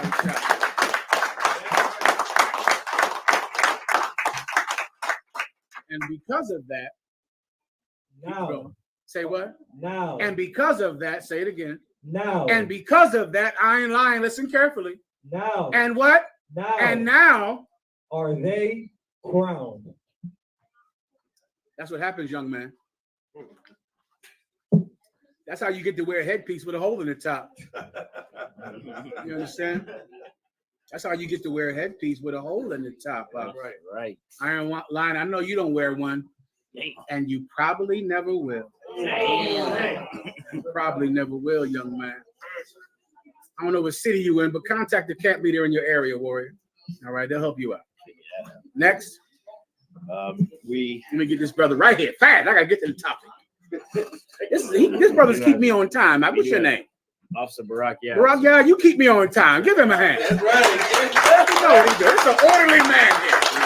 He's full of order and structure, and I got none of that.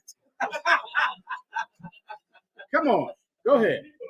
Dr. General, if I may, can I get a general breakdown of Revelations 10 and 7?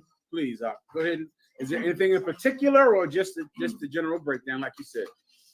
Particularly, like, what would be the mystery of God? Go ahead and read it. Sir, this is Revelations 10 and 7. Mm-hmm. But in the days of the voice of the seventh angel, when he shall begin to sound, the mystery of God should be finished, as he had declared to his servants, the prophets. What is a mystery? Something that people don't know. That's what you need right there. And once this seventh angel sounds, that's the last one. There were 7 seals on there, 7 angels. This one is the last one. Once this one is sound, the mystery is over. What mystery is it? The mystery that the prophets only knew. This precept is speaking about the word of God. And there's a time coming when you won't have to say it because everyone will know it. That time is coming. You see the earthquake that happened in New York. You see the fear. The IUIC, everyone is scared to death of the damn solar eclipse. You see the war over there in Palestine. I hope you saw that. War is coming to the Middle East. Commander General Yohanna told me that the Russian warships are in the Red Sea. That's what Commander General Yohanna said. Come on. U.S. just announced that Ukraine will now be a part of NATO. Oh shit! Listen, the Ukraine becoming part of NATO means that Russia has to go to war with NATO. What's NATO? America. Right. That's NATO. Knock. Sweden too. They have to go to war. Russia 2 weeks ago said that what? Jesus Christ was black. Right. That was up. Russia. That Putin came out on the news and showed Russian icons to show that Jesus was black. Come on, Warrior. What's your name in the back? Officer Kahan Gabar, you got it. What do you think the relevance of that was, that Putin bringing that out because he didn't have to do it? So why do you think that Putin brought that out, the problem? No sweat. First, I'll give it to you. I'll give you what is in Putin's mind. Then I'll tell you the real reason. In Putin's mind, Putin wants black people to get angry and upset and believe that they should not be Christian, that they should not bow down to America because they've been lied to for 2,000 years. That's what he wants to create, a disharmony in America. You understand? A lot of the Russians were behind the Black Lives Matter movement. That was the Russians pushing that because they just want disharmony in America. But here's the real reason that he did it, which I know Putin doesn't even know, because we are in the last days. That's right. And things that aforetime were mysteries will be known to everyone. Things that at one time only the prophets of God knew. When Commanding General Yohanna started saying the Jews were black, it was like, what in the hell are you talking about? Now, the premier of Russia told everyone. That's how the mysteries are going to be. And you're going to see this happen more and more, where things that we grew up saying in the UPK that no one believed. The things that we say, no one ever believed. Now, everyone will believe the Jews are black, Jesus Christ is black, the North American Indians are the Israelites, black people are the real Jews, the Hispanics are the chosen people of God, something that only the prophets once believed. The mysteries will be revealed to everyone. That's the point of your precept warrior. And that's when the seventh seal opens. Once that happens, it's over. That's the last seal. You can prepare yourself for the chariots. Now, you better ask yourself, are you ready? That's what you better ask yourself. You understand? Where we at now? Like I said, if I may, Please. I want to touch back on what you said with Putin letting everyone know that Christ is black. I was watching some videos on Facebook, and I think I got sent to from TikTok, where Europeans started burning the Bible after they found out that Christ was not the apostles of Christ. Yeah. I'm not surprised. Let me tell you, the entire doctrine of Christianity is built on white supremacy. Right. White people don't believe in anything but their own superiority over you and I. Right. That's it. Jesus Cristo es negro, no blanco. And they don't believe in that. And if they have to believe it, they will give up God. Right. You and I, we believed in Jesus thinking he was white. Right. We loved him. We weren't racist against Jesus. I'm black. Jesus was white. I'm on my knees praying to him every night, hoping he'll get me out this court case. Right. I remember that. I remember that, brother. The police walked into my crib. They putting flashlights all through my house, looking for me. I'm hiding under the bed. Lord Jesus, if you get me out of this window. Well, they came and got me. They found me in the bed. So it didn't work. Remember that. Okay. It didn't work. But I remember going to Jesus and court, your Lord, in the back room of that court, brother. There's Christians in there. Right. You understand me? Blacks and Latinos who love the white Jesus, and they are making promises. Woo! We were not racist against white Jesus. But when white people find out, when the seventh seal is broken, that Jesus Christ is black, they're going to give up God. Right. They're going to switch their religion once they find out Jesus Christ is black. They're going to fight him. They're going to say, well, Jesus is black. Forget Jesus. Right. I don't want to follow Jesus anymore. They're going to hate God once they find out that God has hair like wool. They're going to hate him because really the whole time they only loved Jesus because they thought they were Jesus. Right. They were God. You'll see that once the seventh seal opens up. You understand? You got it. We can get into the topic for tonight. Clap it up. Let's get to the topic right now. What's the first one? So we have child support. Let's do that. Play the video. Let me show you. A lot of you out there think we don't believe there's any good white men. There's absolutely some good white men. I know Texas, you got a lot of good white people out here in Texas. I know that because this is boot kiss capital of the UPK. I'm in it right now. I'm in boot kiss capital. I told Captain Yachts like this. I've seen a lot of masterful men who could get a boot kiss. It was this cat named Ricard Shior. He used to be the best one at getting a boot kiss. Now he's some Christian. Then it was General Mayaka General Mayaka brother, used to get a boot kiss. I'd stand back and go, I don't know how you got that white man to give you a boot kiss. Then I saw Captain Yatazak. Right. Captain Yatazak is the best person I have ever seen get a boot kiss in the UPK. Ever. I don't know how it's done. I don't know. White people never want to kiss my goddamn. Ever. They know what they're doing. I don't have that gift. Captain Yatazaki is the best I've ever seen. He's the best. General Mayak told me that Captain Yatazaki is the best. And if General Mayak says that, you're the best. Everyone understands, all right? Give him a hand. Now, Captain Yatazaki, what about that white man you called me about and said he was going to start paying tithes? He started making videos and tell everybody about that white man. Go ahead. We had a white man that was paying tribute every week for like 2 years. Yeah. You know, paying his tribute. Yeah. And he was just doing. Can everyone get him on camera though so they can see him? They can't see him. Say it again and say it a little louder, please. Yeah, so we had a white man that came out to the camp and he said he wanted to do his part. And he kissed boots first. And he said, I said, there's more you can do. What must I do? Right. To make sure that you pay the mandatory $100 every time you get a paycheck. And he came out there every week with an envelope and paid his tribute every time he was at. Give him a hand, though. That's a good white man.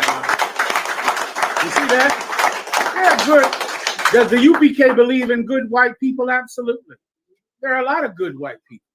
And I judge good white people the way that white people judge good black people. Right. I pray you understand. That's right. All right. I know what a good white man is. I know him when I see one. He's a good boy. He's a good boy. Well, let me show you another good white man. All right. Not as good as that one. That's the best one. But this is a white man that's on the path to being even better than his blood allows him. Go ahead and play it, please. Every once in a while, I get so pissed off that I'll hire a lawyer for 8 hours. We'll go down to the Title 4D court in Dallas, Texas, where the child support court, Title 4D, they're actually called Title 4D. Stop. Give Captain Yashamar a hand out in Dallas. Let me tell you. Captain Yashamar is who Commander General Yohana has in charge in Dallas, Texas. This law we're about to describe is prevalent all throughout Texas. This is the law in Texas. This particular white man lives in Dallas, Texas. And he's going to inform you about something that you don't know about, but it has ruled most of your lives since the 1970s. It's called Title 4D. Title 4D. So he goes down to the court in Dallas, Texas, to the Title 4D court. That's child support court. Title 4D court. Go ahead and read. Go ahead and play. 4D courts. We have a statute in Texas. I printed it out somewhere, which basically says the courts are always to rule so as to maximize Title 4D reimbursements. Yeah. It doesn't say in the child's best interest. There is a statute in the state of Texas that said that the court must rule always to enforce Title 4D reimbursement. You have to do it, meaning the judge doesn't have a choice. So many of you go to court and you're thinking, man, this judge is, against me. This judge is against black men. This judge is always on the side of women. That is not the case, Al. That judge does not have a choice. There are laws put in place that says that the judge must rule in a way that makes sure that the state gets money from this case. So you know what that means? Let me first explain Title 4D. Then we'll go back to that, all right? Give me Title 4D to explain what it means. Title 4D is the law that says that the federal government will give the state the equal amount of money that a man has to pay in child support, or the defendant has to pay in child support. So meaning, the more money you pay in child support, the federal government gives the state that money. So if they charge you $400 a month, the state gets $400 a month. If they charge you $1,500 a month, the state gets $1,500 a month. Come on. Meaning this, the woman or the parent gets this amount. The state gets the equal amount. You understand? So now, as you're in court, you're thinking, Maybe they'll lower my child support. Maybe they'll give me a break because really I don't have a job and I can't pay it. There are so many celebrities where they charge them $3,000, $50,000 a month in child support. And the celebrity is cold. He don't make money anymore. The state is still going to charge him $50,000 because the state gets that money back, sister. So the state matches the dollar. Boom. Right. Now, this is how I found out about it. I forgot to send you this. Somebody got to find this. There was a basketball player that was paying his baby's mother $1 million in child support, but they weren't doing it through court. Someone find this for me. Just hear my words and find it on your goddamn phones. He paid this woman $1 million in child support, but they didn't go through the court. They did it brother to sister. They were co-parenting. They worked out among themselves. So, but then finally the woman wanted more money. Of course. You don't have it, do you? I have his name. Would you? What's his name? Tyrone Lamont Nesby. Ooh, Tyrone Lamont Nesby. You give me his story. Tell me what happened. Right here, just a brief summary. However, there is one fact that significantly varies this case from the Get him on average, camera too. From the average child support case.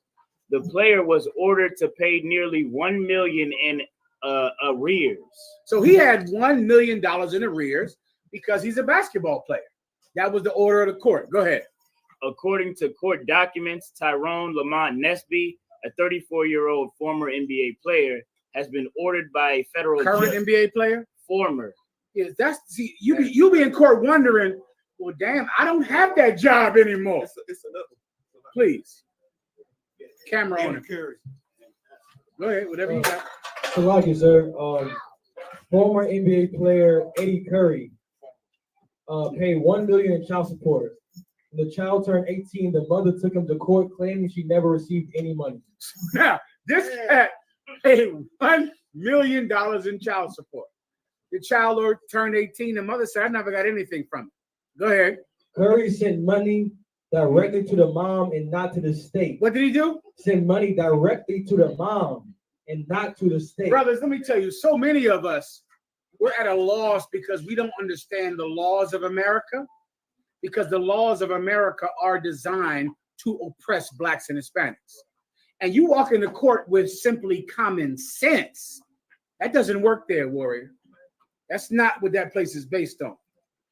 He gave the mother $1 million, paid it to her.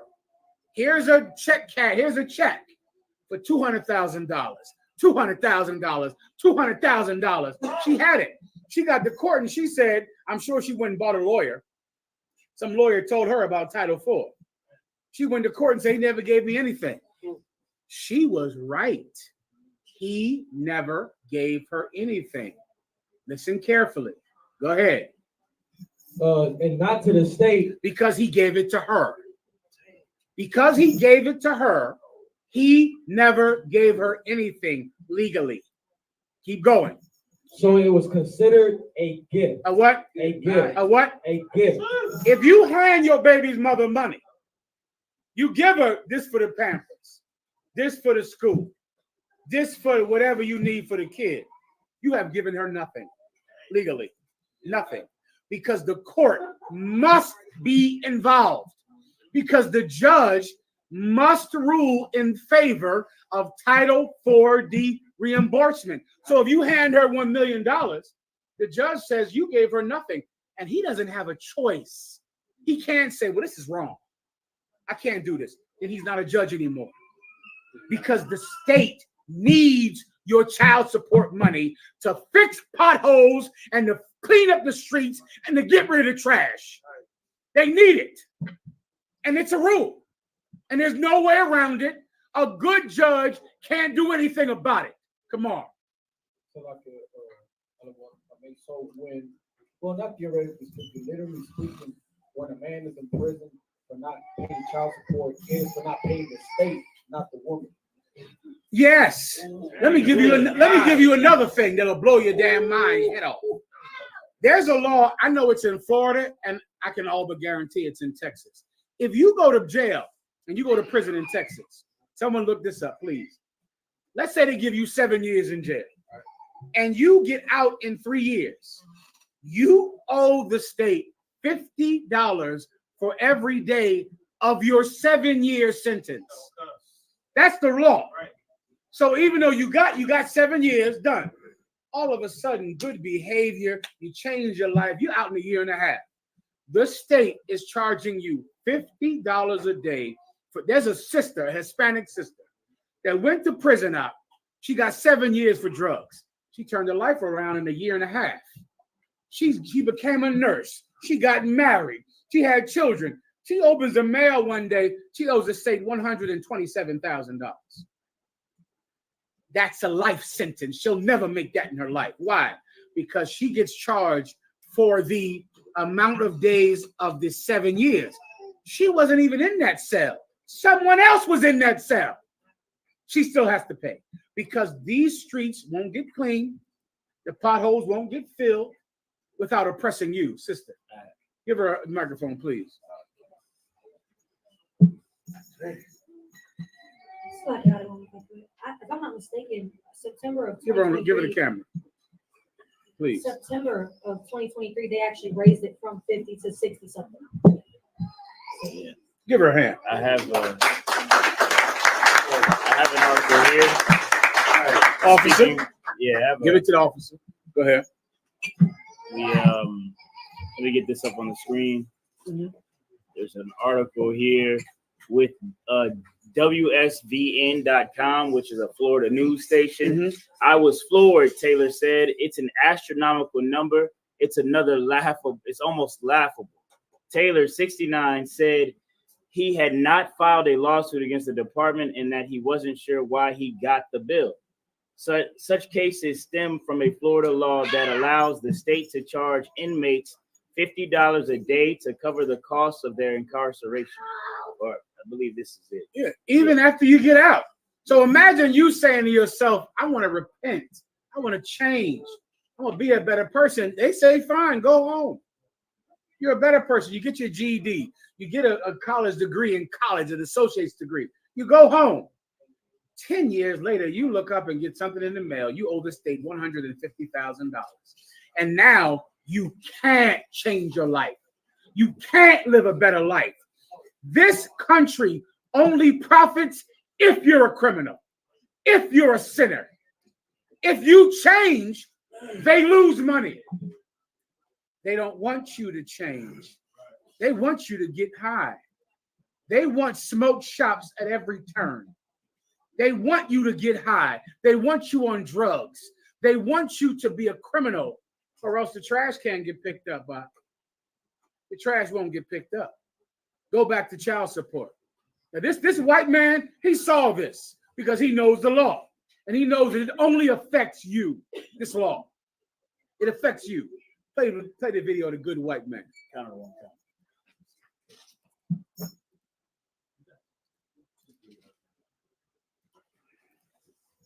Interest. It's to reimburse Title 40. So they'll have black men lined up in the hallway going out to the street, and they're just putting them in jail. All of them are just going to jail. So I'll just sometimes I just get so pissed off about this that, I just hire a lawyer and he signs a contract for $1 with these guys and he just stands there all day and just represents these people and keeps them out of jail. It just pisses me off. For you. This is the white man trying. We'll go down to the Title 4D court in Dallas, Texas, where the child support court, Title 4D, they're actually called Title 4D courts. We have a statute in Texas. I printed it out somewhere, which basically says the courts are always to rule so as to maximize Title 4D reimbursements. Yeah. It doesn't say in the child's best interest. It's to reimburse Title 4D. So they'll have black men lined up in the hallway going out to the street, and they're just putting them in jail. All of them are just going to jail. So I'll just sometimes I just get so pissed off about this that, I just hire a lawyer and he signs a contract for $1 with these guys and he just stands there all day and just represents these people and keeps them out of jail. It just pisses me off.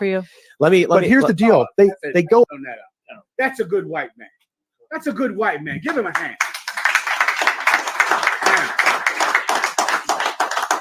You remember that when you go take your ex to child support court. Do you understand what that means? I don't think you do. I'm going to try to make you understand it, all right? Why are you putting a man on child support, period, in so many cases. Who wants to give me, sisters, you know women out there in the world. You've met them before, right? Why are they even putting him on child support? She wants to tell the truth. Give her the microphone. Let's let her tell the truth. Go ahead. They bitter. Give her a hand. Yeah. The entire reason they're even doing it is to use the court system as a weapon to get back at him because he's not monogamous. Yeah. Because he's not monogamous. Why? Because you know he has no money. You know he doesn't have a job. You know he's a gang member and he gets high all day. So you know this court case will not actually get you money. You know that. Right. It didn't matter when it was time to have sex with him. Right. You were fine with that gang shit back then. But now that it's time to, to go to court, now you're upset about the lifestyle he leads. You're only taking him to court to use the court to punish him. Do you know what that means? You know, because he's Hispanic, because he's black, you know he's going to be oppressed. You know that. You know he's going to be oppressed. You know this won't get you money. This won't. You know he's going to go to jail. You know that. You know this doesn't, child support doesn't get your child money. It gets the baby's father in jail. Right. And your mother knew that about your father when she did it. That's what she wanted. There was poets that used to say, hell hath no fury as a woman scorned. A woman that gets left over another woman getting her man, a woman that is scorned and hurt because of monogamy has generational pain. And she takes it out on him in court. She does it. It hurts too deep. She takes it out on him in court. And that's what's been happening. This is what you might not have known. This entire state of Texas needs your husband to go to jail. It needs him to go to jail so that he can pay child support, so they can get matched the amount. And then when he's in jail, it needs him to pay $65 a day, even when he gets out. The potholes don't get filled without your man going to prison. Schools can't open up. The traffic lights don't work. You remember in Texas a little while ago, Texas had they got 3 snow flurries, shut the whole goddamn state down. They got the 3 snow flurries came down. Everyone died. You know what it is? You don't have any services. You don't got nobody putting salt on the damn street. No, there ain't no salt trucks. Texas got how much snow? An inch? An inch of snow. It shut this. Put your camera on, let him tell you. He know what he's talking about. Shut the state down. Yeah, tell everyone. School, they wasn't going to work. Everything was shut down for weeks because of an inch and a half of snow. You couldn't even make a snow. Yeah, you couldn't make a snowman, right? You couldn't make a snowman. Well, let me tell you why the state of Texas was crippled from an inch and a half of the snow. Because they don't buy any salt. No trucks. No generators. No services that they provide to people to help them if there's an inch of snow. Well, they'll get the money for it. You can't see your father anymore, though. He has to go away. Warrior. Get him on camera. Go ahead. With that being said, because this is also the I believe Texas has the most people in prison current to date. Give him a hand. How did I forget that? Yeah, you're right. The most people in prison. Go ahead. So with that being said, where is this money going? Because there's people in prison. Yeah, that's a good question. Right? That's a good question. Now, give him a hand, right? Let me hit you to something about state money in Texas. The money in Texas is going to Fort Hood. Right. You understand? The money in Texas is going to the military, to the police, right? If you go and rob somebody in Texas and go and try to kidnap somebody, or there's going to be a robot that comes to your house to kill you. You remember that story? That happened in Texas. Some nigga went in there and robbed somebody, and he wanted a pizza, and a robot came to bring him the pizza. And the robot had a pizza box filled with C4 and killed him. That happened in Texas. Right. You see, the money in taking Dallas. that was in Dallas, Texas. The water, Dallas, Texas. You got a gun. You say, "I'm not coming out, coppers." You go in there. All of a sudden, you say, "You hungry?" A robot comes to bring you a big old box of pizza. In the pizza box is C4 explosives and blew the nigga sky high. That's where the money goes. Yeah, all this to fight terrorism here in Texas. To fight all the terrorism. Like Osama bin Laden never heard of damn Killeen, Texas. To fight terrorism, the police, those cars they got, they're so fast. You know, all of the military, the money that they take from you in child support court is not going to buy salt for the road. It's going to the military.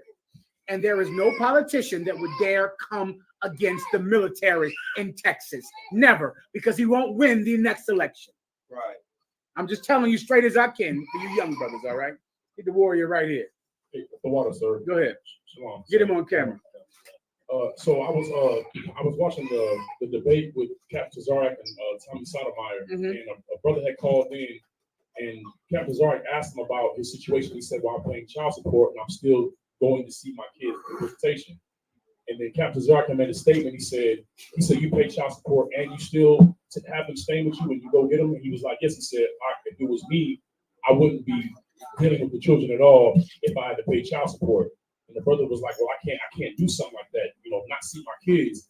And then Captain Zarek made a statement. He said, "You doing that is showing the kids that you're willing to take abuse and pay for it." And I just wanted you, if you could, to expound on it, because even me being in the school, sir, it was hard for me to hear. So if you could expound such like. Someone look up the word for me. I need you to find for me. What he's saying is absolutely true. I got to wrap this up, all right? Now, you got to tell me when to end the class. I'm going to keep going until you tell me not to. It's about, you wrap that topic. We got. Okay, everybody good with this? Let me get on this. Knock, come on. If I could, the heavy thing is the woman always says not enough.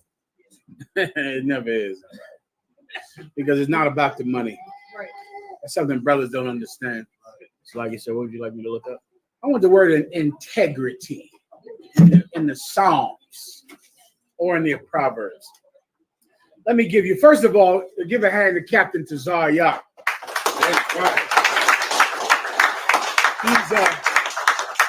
He's the captain in charge of New York headquarters, Jerusalem, under Commandant General Yohana.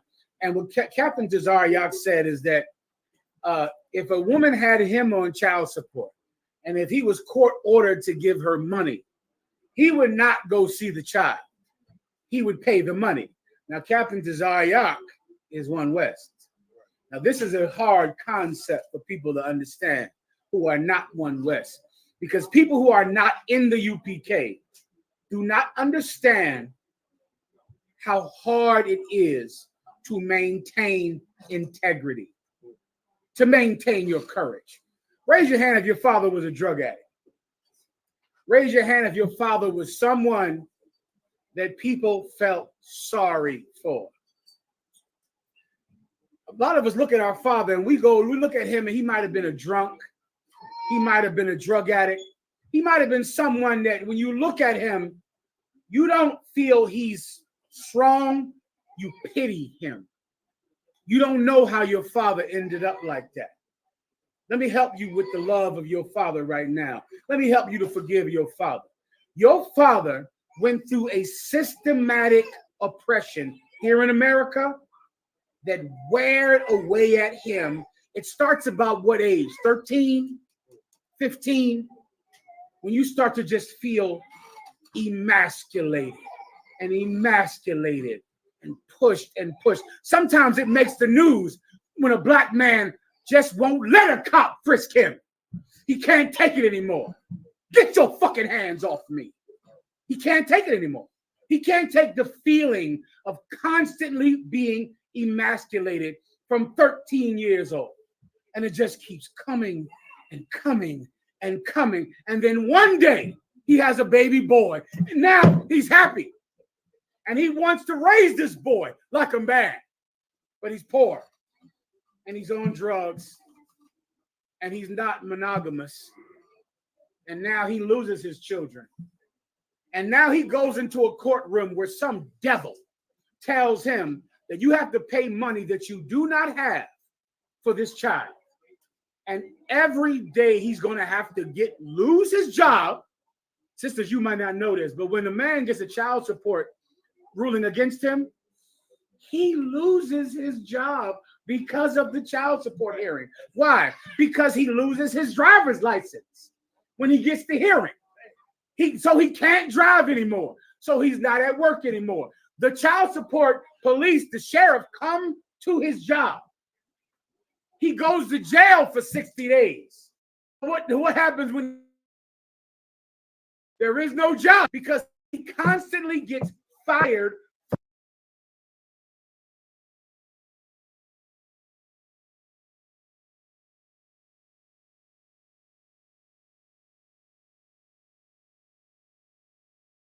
I thought it was for the child. Child support makes him lose money, so he can't give it to the child. So now this is 10 years.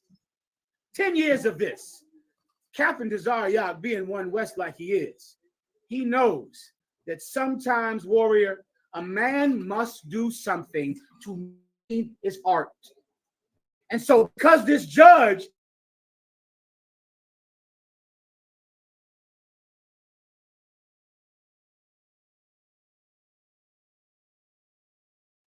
months. Here's your money, but these feet belong to me. Right. I'm not coming over. I'm not showing up. Here in the camera. If you don't mind. The book of Ecclesiastes, chapter 23 through chapter 33, verse 20. As long as thou livest. As what? As long as thou livest. As what? As long as thou livest. Someone look up the word integrity. As long as thou livest. Go ahead. And have breath in thee. And have breath in you. Go ahead. Give not thyself over to any. Don't give yourself to anyone. I'm not doing it. Your Honor, what do you want? You want $5,000 a month. Okay, I don't have that. You want $400 in arrears. You want, all together it's $1,000. I don't have it, but I'll have to give it to you. And when I can't give it to you, I'm going to jail for 6 months. Is that your order? Did the judge order me to be there for your birthday party? I'm not coming. Did the judge order me to be there for your basketball party? For your basketball and for your football? For your graduation? And I'm not doing it because that wasn't in the judge's order. I'm not giving myself over. Bitch, you're getting the money, and so is the state of Texas. You see, but these feet, they go where they want to go. And they're not showing up for birthdays. They're not being there for football and basketball. They're not being there for graduation day. You want money, you get it, but you don't get a father. You decide. Because I cannot be a man if I don't keep some part of myself. And I would be no father to let my son see a broken man. I've seen that. I've seen that up. You don't want to see that. You don't want to see some piece of a man in front of you every day. Some piece of a man. It's better not to see a man. Then one day, you might see a man. Precept, let thy children seek after thee. You going straight there. I'm giving the microphone. I'm gonna get, please, I'm sorry. Go ahead. For it is that thy children should seek to thee. Where's the brother to ask the question? Is that right under integrity?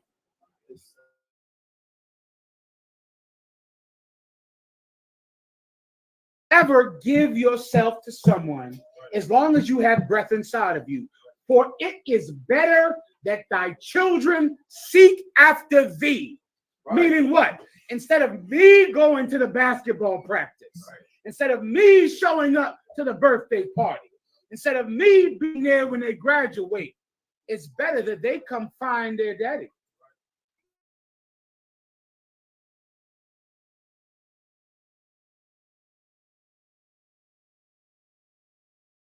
Will take away your integrity. That's right. They'll get rid of it. You won't have it anymore. Why? Because you love those children, don't you? Some of you out there, you marry a woman who has kids, don't you? And what do? Now the kids call you daddy, don't they?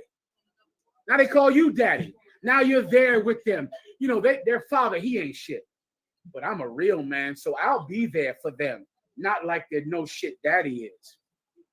Then one day the woman finds out that you're not monogamous and she leaves you and you'll go, but I thought you need me for the kids. The kids call me daddy. Come to find out the kids don't want you and she don't want you either. Yeah, you know what? You should have maintained your integrity out. You should have did that. Knock the microphone in the thing. Yeah, give that. That's a perfect precept. Yeah, right. Children are your oppressors. Say again. Go ahead. Google definition of integrity: the quality of being honest and having strong moral principles. Having what? Strong moral principles. You see, Captain Tazariaka, he's one west. It could hurt your feelings. And listen, maybe your situation ain't like that. You know, do your thing. And no one is telling you not to love your children, but I have to maintain my huevos, my cojones. I'll have them before I have anything else, because I'm not going to let my children see what I saw growing up. That ain't happening. Please, Yatazak, give him the microphone, give him the camera.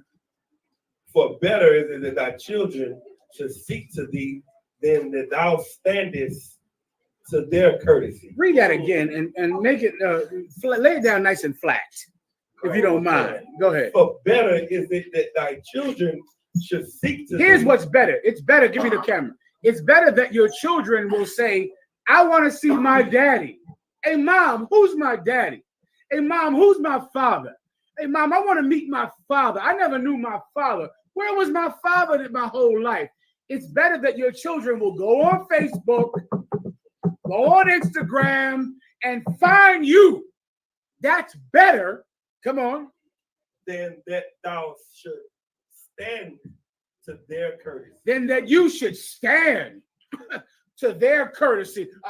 I'm here for your basketball game. I'm here for your birthday. I'm here to teach you ride a bike. What are you doing? Serving them? Right. Let them search you out. Go 18 years. Let me tell you something about that bitch of your ex-wife, your ex-girlfriend. Once those kids that hate you now, once they get a taste of their mother, they're going to hate her. Right. That's what's going to happen.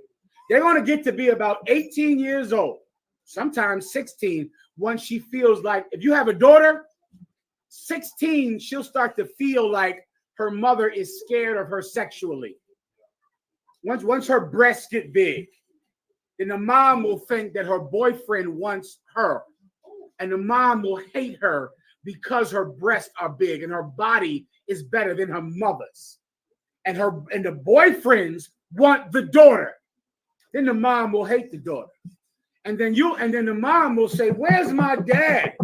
on Facebook. And then before you know it, she'll find you. And she'll say, Dad, you were never in my life. Right. You were never around. Right. And then you'll give him the camera. In all thy wait, works. hold up. Go ahead. Now, go ahead. In all thy works. And what? In all thy works. And in all your works, go ahead. Keep to thyself the preeminence. And in all your works, keep to yourself the preeminence. There is a thing in me that has to be more important than the children. It has to be. Or else some bitch or some court will use those children to take away my courage. Right. And I can't have that. I have to keep it. I have to have it. It is preeminent to me. It is most important to me. Yataza. Come on. The definition of preeminence. The fact of surpassing all others. Read it again. The fact of surpassing all others. Yeah, because I love my kids. I love my wives too. But not more important than my balls. Right. That's everything. Give me the Mexican phrase that means only balls can lead. Right. It's a Mexican phrase. Is Yatazak out there? I mean, not Yatazak. Yashikar. There's a Mexican phrase that I love that means only balls lead. You can't lead if you don't have balls. Come on. So like this, if I'm not mistaken, is tienes que tener huevos. Say it again. Tienes que tener huevos. Tienes, slower. Tienes que tener huevos. Huevos. Tienes que tener huevos. Tienes que tener huevos. What does that mean? You have to have balls. You have, give him a hand. Tienes que tener huevos. Tienes que tener huevos. Tienes que tener huevos. Yataza. And leave not a stain in thine honor. Leave not a stain in your honor, brother. Listen, I love the kids too. I love basketball games, cake parties. What else do they do? The kids do all types of football and all kinds of shit. The kids love to do. Hey, listen, it's beautiful. I know the graduations. Forget about that. You better show up to that, or else you're Satan. You don't show up to that 8th grade graduation, you are Satan. Yeah, tienes que tener huevos. I have to keep my balls. I got it according to God, according to the Bible. Now you do your thing. I understand. That's up to you. No one, just so you understand, no one will look down on you if you are being taken to court for child support and you are still going over there to see this child. I will just wonder why this mother doesn't see what a good father you are and why she isn't taking you off child support. That's all. Right. I won't fault the man for doing this, but I will look at your baby's mother like she's a dirty, dog-headed bitch because she does not take a man who is paying child support in court and doing things that the judge didn't say he had to do. You're going to make me hate your baby's mother. So as long as you are fine with that, I'm fine with it also. Next topic. All right, General, we have earthquakes real fast. If you would like, one in Luke. Tackle that. One in Luke, all right? Luke 21. Once again, there was an earthquake in New York. They felt that in New Jersey, in Philadelphia, all the way to Delaware. A 4.8, what's it called? 4.8 earthquake, Richter scale. Richter scale. Yeah. 4.8 on the Richter scale earthquake. They felt it from Maryland to New Jersey. They felt that earthquake. And of course, Monday is the solar eclipse. Has a lot of you IUIC members scared to death. Christians, you scared to death. All right. Well, it's supposed to scare you. Give me Luke, the one I asked for in Luke. The book of Luke, chapter 21, verse 11. And great earthquakes shall be in diverse places. And what? And great earthquakes shall be in diverse places. The Bible says great earthquakes shall be in diverse places. What's diverse? Different. You expect the earthquake in Malaysia, don't you? Thailand, California. You expect the earthquake. You're going to feel earthquakes, brother, where you don't expect it. Right. I remember I was in Philadelphia and they had an earthquake. I said, what in the hell is this? They had one in D.C. They was running outside in their drawers in D.C. Running outside. Who in the hell knew what was happening? They're not used to that. You get my point. California, they might take it a little better because they're used to it. But in New York, they're not used to no goddamn earthquake. In New York, well, you're going to see that in the last days.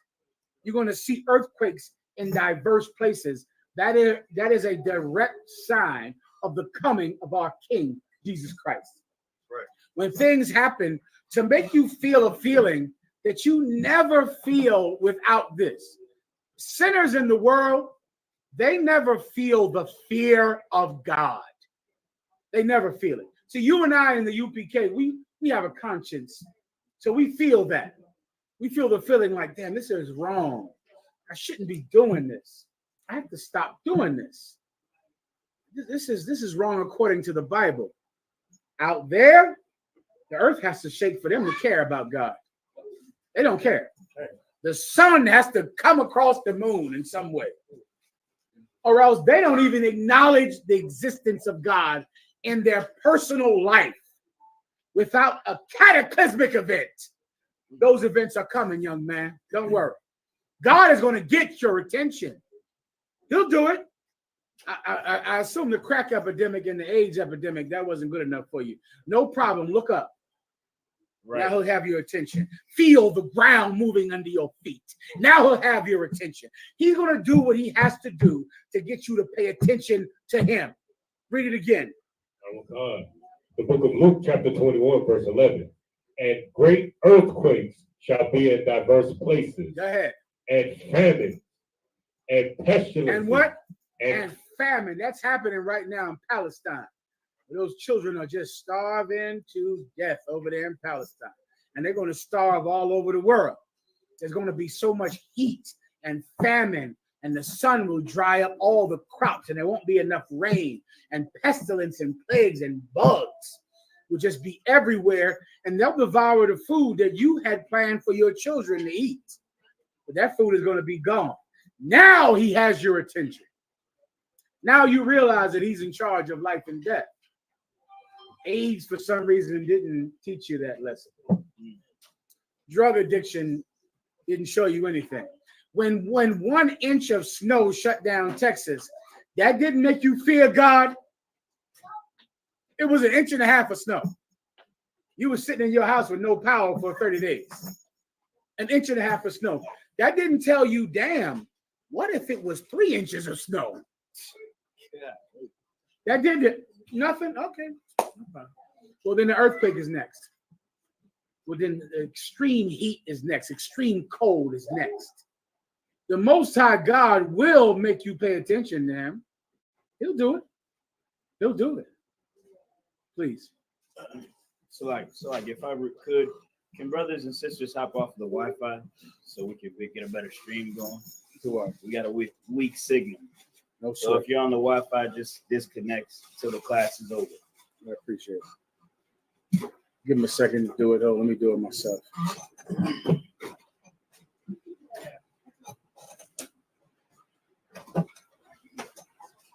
Okay, everyone get off the Wi-Fi like the brother said, all right? All right, next. Let me keep going. And pestilences. And what? And pestilences. Pestilence. Pestilence is like pests or bugs, roaches, mice, cicadas, grab everything that comes and eats food that you want your children to eat. Well, you don't have it anymore because the bugs ate it. The mice ate it. The rats. I come up from the East Coast in Philadelphia and New York. Y'all don't have rats down here, do you? Y'all got some rats? Jesus Christ. You know what I'm talking about. Up in New York, brother, it's rats up there. It's hard for me to explain to y'all. You say, whose dog is that? Right. Whose dog is that? That's a rat eating other rats.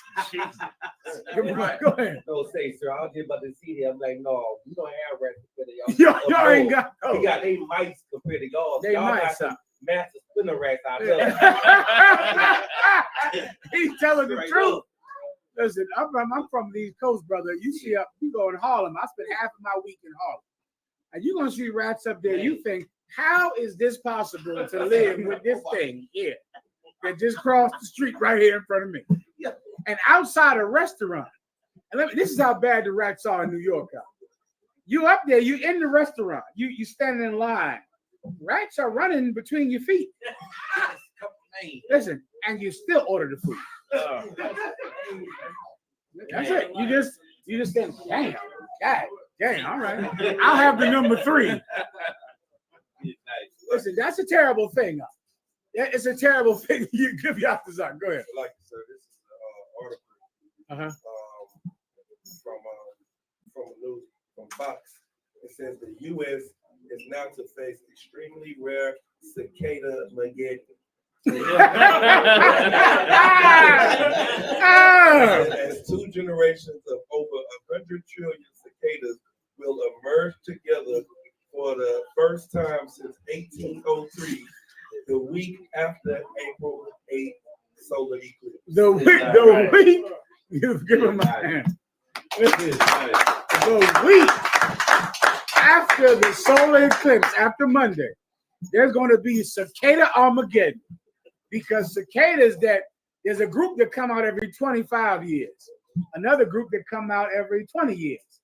They're going to come out on the same day, a week after the solar eclipse.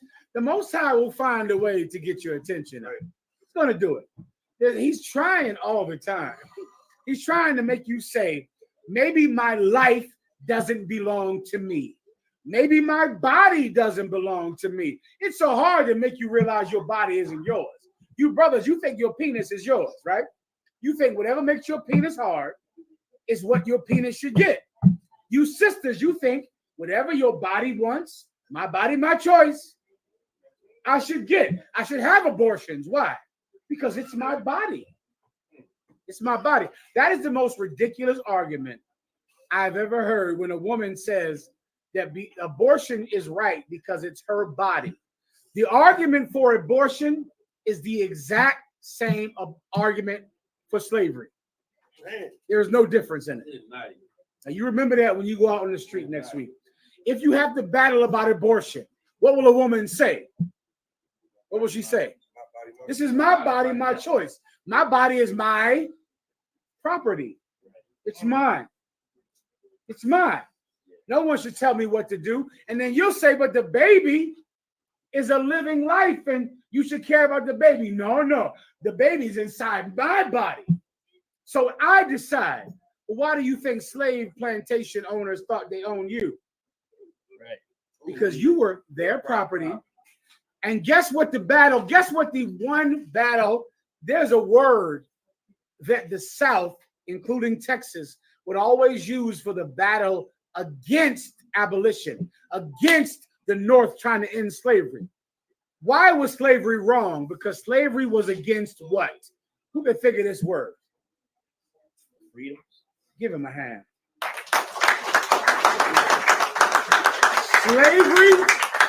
Slavery was against freedom. Those slave masters, that was their property. Right. You can't come take away their property. Who are you to do that? Now you have women going out and saying that their body is theirs. And this is my freedom to have an abortion. That's what slave masters thought.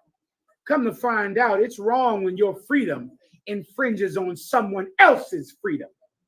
That child also has freedom. That slave has freedom. Your freedom can't infringe on other people. You see, when this world never gets the hint, it never feels compassion. It never feels mercy. So the Lord will shake your buildings and shake your homes and send cicadas and rats and roaches and mice to make you realize you're not as powerful as you think. That's right. Keep going. I'm sorry. Kevin Yadazak sent a video about these earthquakes. Please. Like it. Say it.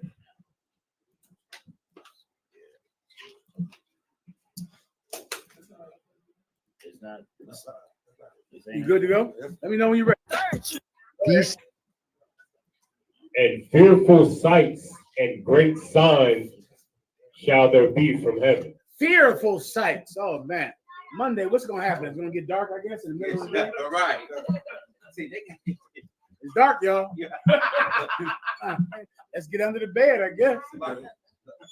Go ahead. Since IUIC gonna be having a Passover at the solar, because they're gonna start it at sundown or at the eclipse. When they call me, I'll ask them. When the IUIC members call me, I'll ask them when y'all gonna do it. What's the question again? Nah, that's because they got their Passover for the sundown. Right. So it's gonna be the sundown of the eclipse, Oh, or the sundown at the evening. normal sundown. I Right. don't know. I don't know what the hell they doing. Good night. I'll ask. That's all I could do. Young warrior in the back, come on. So like so when you said that your freedom cannot infringe on others, that's the same with as a transgender trying to get others to believe that that is a man when it's really a woman. The transgender, okay, that doesn't really infringe on your freedom, but abortion does take away the right of life and liberty to the child, which is constitutional, the right to life and liberty. The child can't have life and liberty because the woman has freedom to kill it. Well, a slave master, he can't have a farm because you are his slave. And so if you take away his slaves, his farm fails. So you, in essence, directly, the end of slavery took away life and liberty from slave masters because their farm failed. Their plantation went under. They lost their freedom to have life and liberty. Well, a woman has freedom to not have a baby. A slave master had freedom to have a farm and to have a business. Listen, at the end of slavery, many people wanted to give the slave owners reparations. Look this up in your phone.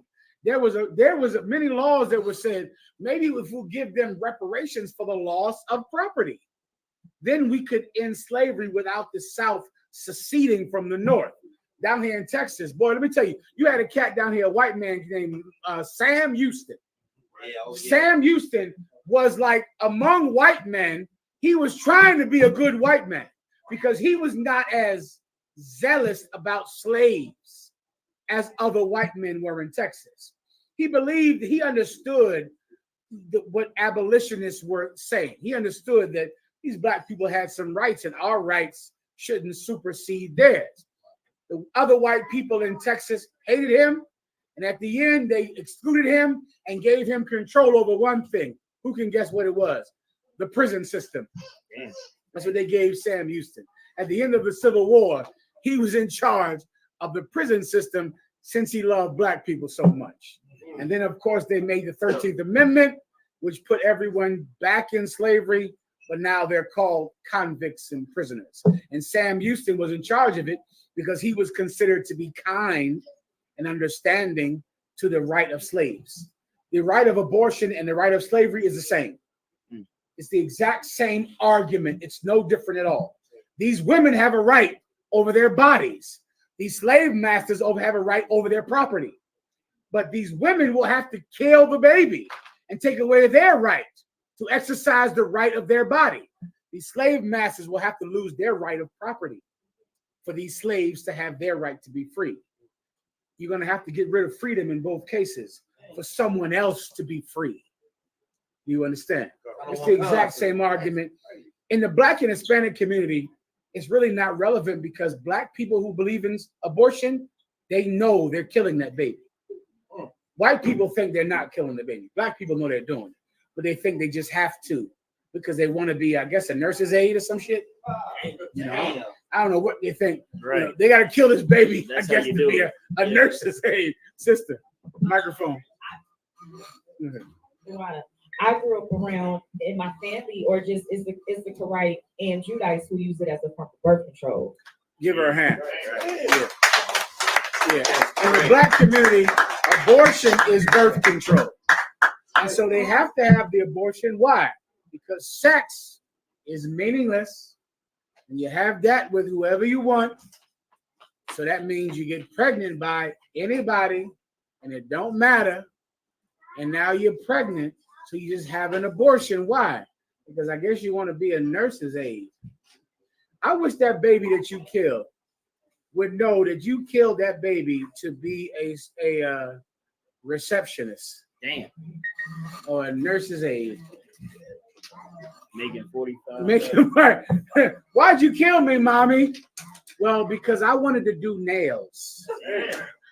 And I had to kill you or else I wouldn't be able to go to beautician school. What did you do?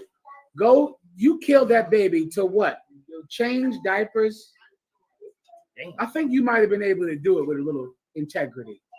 I think you might have been able to make it, baby girl. All right. Come on.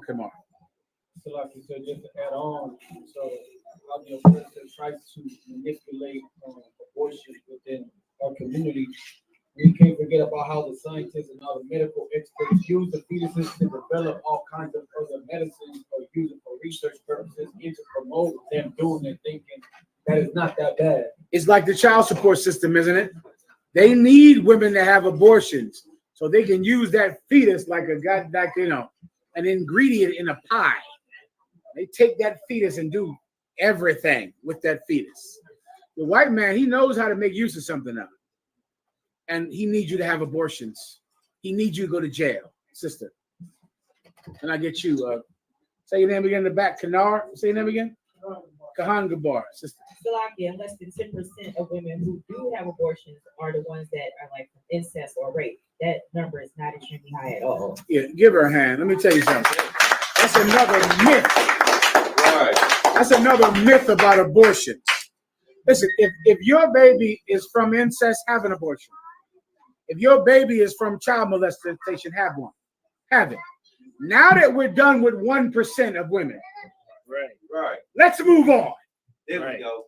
If your baby's father, if your baby is from your daddy, have an abortion. If you've been raped, have an abortion. Now that we're done with 1%, let's move on to the 99%. Can we do that? All right, Kanagabar. So just real quick, it's just heavy, like what he was bringing out as far as these sisters promoting abortion. I think what's the sister name? Glorilla? Like she Damn, how did I forget that, Yatas? Right. Come on, you supposed to be reminding me of that. You over there. Right. So this sister comes out. Go ahead. She has a membership at Planned Parenthood. Good. That's what Tazayak told me. Tazayak told me yesterday that Glorilla said she has a membership at Planned Parenthood. And I just want those babies to be able to say, Mama, you killed me so you can rap. Right. You needed your freedom to rap. Right. You had to rap it. You can rap with a pregnant belly. Right. I don't know if you knew that. Sexy Red. Say it again. Sexy Red did it. Listen, let me tell you something. You could go to college with a baby on your lap. Right. You could do it. And maybe the teacher will go, look at her integrity. Let me help her out with something. Let me give her some resources. She's in here every day with a baby on her lap. You killed your child for what? My neck. I'm about to say my neck and my back. That ain't real. My ribs, they hate that shit. My ribs think I'm older. Because all I know is my neck and my back. It's gonna pop. Yep, put it like this. Everybody don't stop. That's all I know. Okay, what did Sexy Red say? Glorilla. Glorilla said Cubans on Cubans. I ain't never heard that in my life. It's all about this. Get them blown. I don't know what in the hell you even talking about. Yeah, you said Sexy Red. You talking about my booty hole, bro? There you go. Yeah, I know that one. He said Sexy Red. Oh, he said her booty hole, bro. The pink and the brown. That's it. Okay, now you jogging my memory. Let me tell you something. Come on, who said something? Go ahead. She always said, F my baby daddy. That's what she said. All right, listen. You don't know. Your booty hole can be many colors with a child. You can have a child and your booty hole be all kinds of colors. You don't need to kill the child. It's 9 months. Listen, after 9 months, your mom is going to raise the baby anyway. Damn. Right. I mean, what are we even talking about? So we're talking about 9 months until you pass that baby to grandma. Your booty hole can be all the colors it wants. Tell the child that that's why he's dead, because of your booty hole colors for 9 months. Officer, what's your name? I'm sorry, Yellow One, sir. Yellow One, go ahead. There's another Memphis rapper. Her name is Blockiana. And I've never heard that in my life. Blockiana, yeah. Blockiana. In a music video that recently came out, she's literally yeeting the baby as a dance move as a part of the music video. She's like, What does that mean? Throwing the baby away. Throwing it away. Throwing the baby away. An actual physical baby? No, but it's like in the Oh, dance she's movie. saying like, Yeah, talking about how she aborted that kid. Oh. She gets pregnant. Yeah, it's literally the lyrics. well, listen, that baby is dead, and I've never heard of her. Right. So the Listen, rapping ain't working. It must not be. No. Well, once again, I mean, a lot of sisters who have had abortions, you don't realize it now because you're young, and because your mother told you to do it, because your grandmom told you to do it. But there's so much pain that comes from the knowledge of that when you get older. Brothers, you know that if you've ever unalived somebody. You brothers that have shot someone or unalived someone, it's not like the rappers say it is. No, it's not the same. It's something that just can drive you crazy. It's something that can make you turn yourself in. It can do that. Well, before you know it, you just say, I'm turning myself in because I can't stand this anymore. And women think that they can have an abortion and just do like their aunts tell them to do and go ahead and pop their body like this and go ahead and do this. Baby girl's not that easy. All right. You might need someone to help you with this in the past. Here's the gospel of Christ. You can come in the UPK, and just like a man who has taken a life, a woman who has taken a life can be born again. That's right. And that's the grace of this school. All right. Martin Luther King. I think that's it. Martin Luther King. We're done now. Right or wrong, Warrior? Now, that's him right here. You see him up there on the screen, right? Martin Luther King. Raise your hand if you've seen this before. Oh, this is a long time coming. Let me tell you something. Look up the pursuit to make Martin Luther King's birthday a national holiday. This statue was the culmination of the movement to make Martin Luther King's birthday a national holiday. This statue went up to celebrate that. Can you find that for me, Warrior? Martin Luther King's national holiday. Oh, it's been going on, I think, since the 70s up. Since the 70s, the tribe of Judah, that's the tribe that I'm from, the tribe of Judah. The tribe of Judah has been trying to make a holiday for Martin Luther King since the 70s. Was there a Mexican leader like that? Maybe Chavez? Right? Julio Cesar Chavez or Pancha Villa. You know, every tribe has some leader that they think, you know, we have to fight to give him a holiday. Come on, Warrior. Cordoba. Who's the one for the Cubans? Che Guevara. He wasn't Cuban. He wasn't a Monetsite, but the Cubans love Che Guevara. Well, Martin Luther King is the tribe of Judah, Che Guevara. The tribe of Judah's Julio Cesar Chavez, or this one I just mentioned, I forget the name already. He's a Judite figure, a Negro figure, that all of our hopes are behind white people recognizing him. We need white people to recognize him. You have what I need? I believe so. Go ahead. This is history.com. This is an article titled Send me with the chaser if you don't mind. The Fight for Martin Luther King Jr. Day. That's all I need. Go ahead. What? Just the chasers.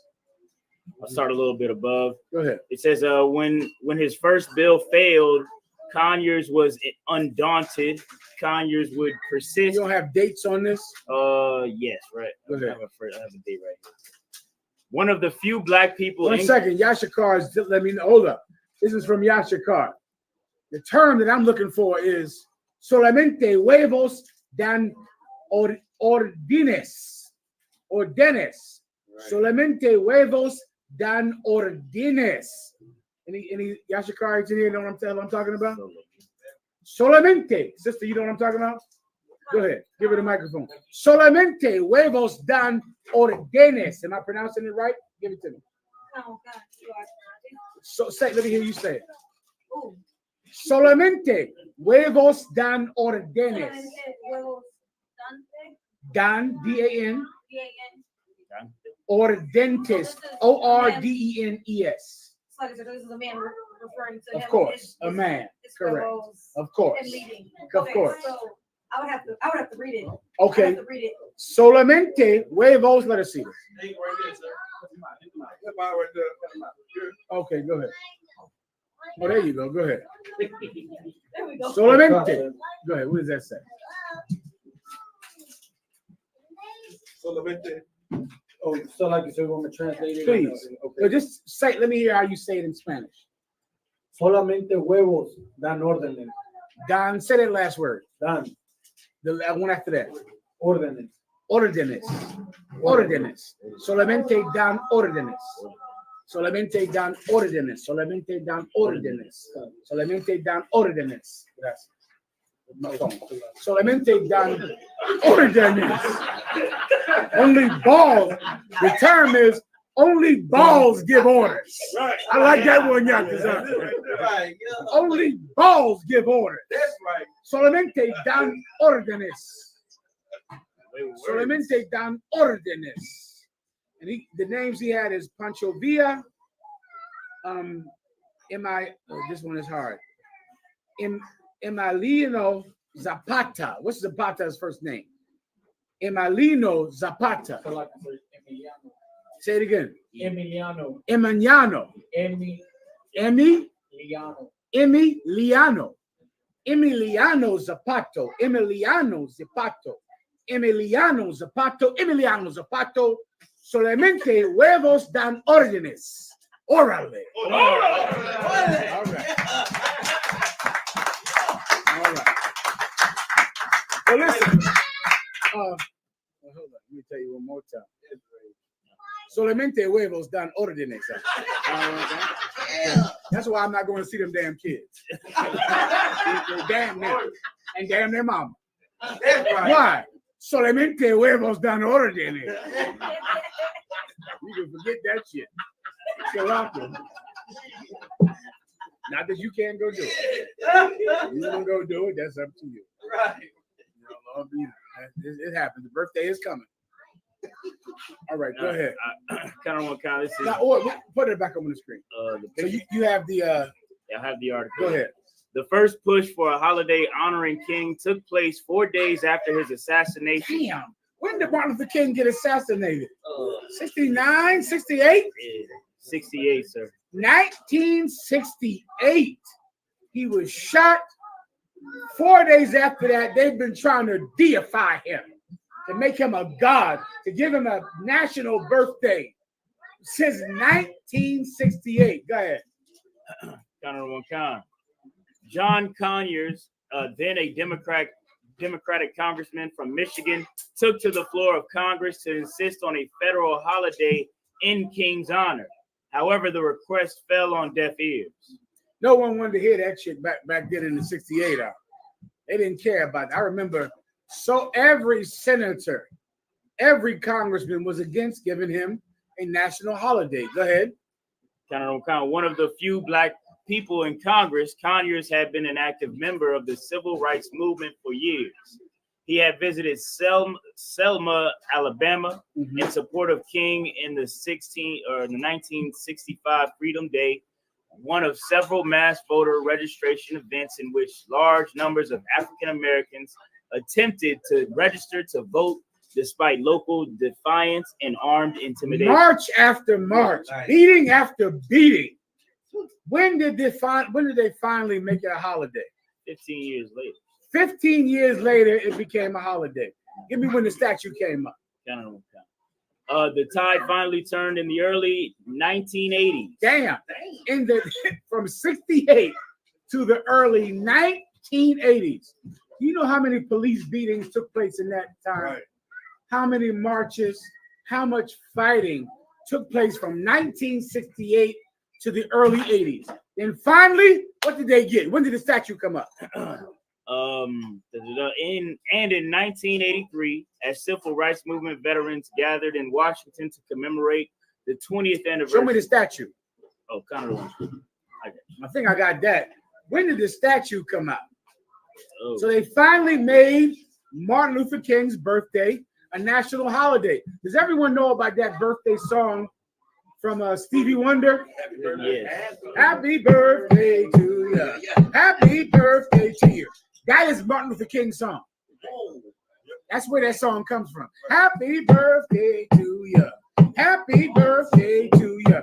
That's the song that they made to celebrate not your cousin's birthday, but Martin Luther King's birthday.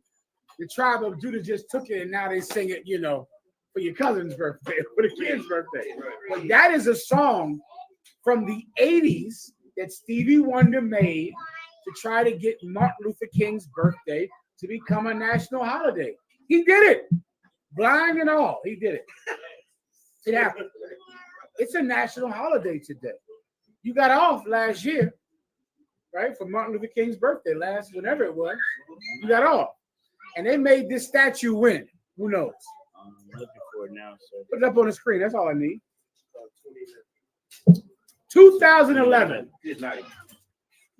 With more marching, more fighting, more congressmen and senators and presidents. Who was president in 2011? Obama. You had to fight for him to get in there. Obama. Then they said they also going to put Harriet Tubman on a $20 bill. I'm sure that's coming. Eventually. Well, there's a lot of fighting in politics to get this statue done. Right. And to get this birthday done. Wait, let me show you the statue. Now, you got it up on the screen fully. Let me know because I'll break it down for you. There is nothing more poetic about the Black struggle in America, Black politics, the Black civil rights movement, than the Martin Luther King statue. You have it? You see this statue right here? This statue was designed in China. Damn, that's it was meaning the person that designed it in China. The stone that it's made out of is stone from China. The workmen that took the stone out of the rock in China were Chinese. They brought this Chinese stone designed by a Chinese artist, worked on by Chinese masons. They took this Chinese stone and they shipped it to America. Chinese workmen in America put the stone together to the specifications of the Chinese artists who put Chinese stone together in Washington, D.C. And it's a monument to the struggle of Black people. There is nothing more poetic than this. This is civil rights. This is you fighting for 40 years so that workers in Beijing can get jobs, right, to go and get rock out of a Chinese mountain.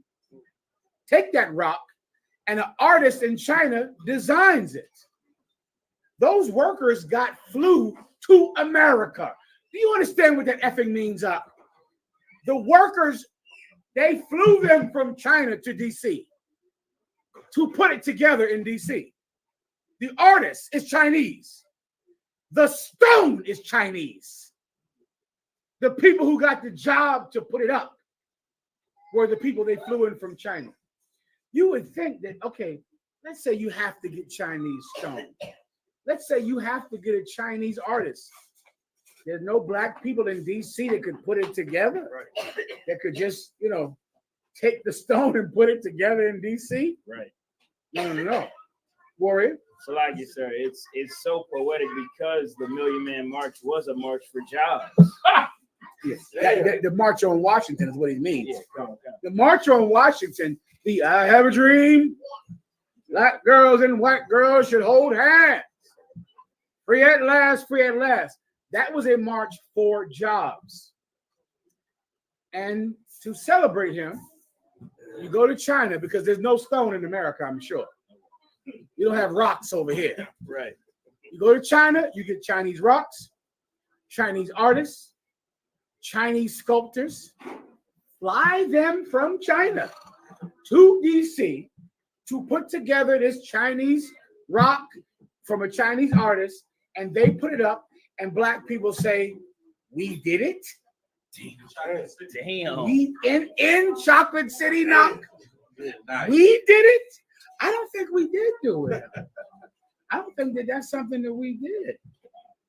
If you believe in voting, this is what voting gets you. You get the feeling of accomplishment. The Chinese get the money. You understand? The Chinese get the money. There is nothing more poetic about voting or the civil rights movement as the Martin Luther King statue. But I'm saying, you go home and look it up on your goddamn phone and see if what I'm saying is not true. Every word of it. They flew workmen in to put it in D.C. who were Chinese. They wouldn't found a sculptor in China. The effing stone comes from China. The stone. They flew it in. And who runs the businesses in your neighborhood? Who sells you chicken wings? Who owns your apartment, your car wash, everything? See, that's the civil rights movement now. That's the civil rights movement. Me, myself, I don't vote, but I also don't smoke weed. Right. And I don't eat pork. Right.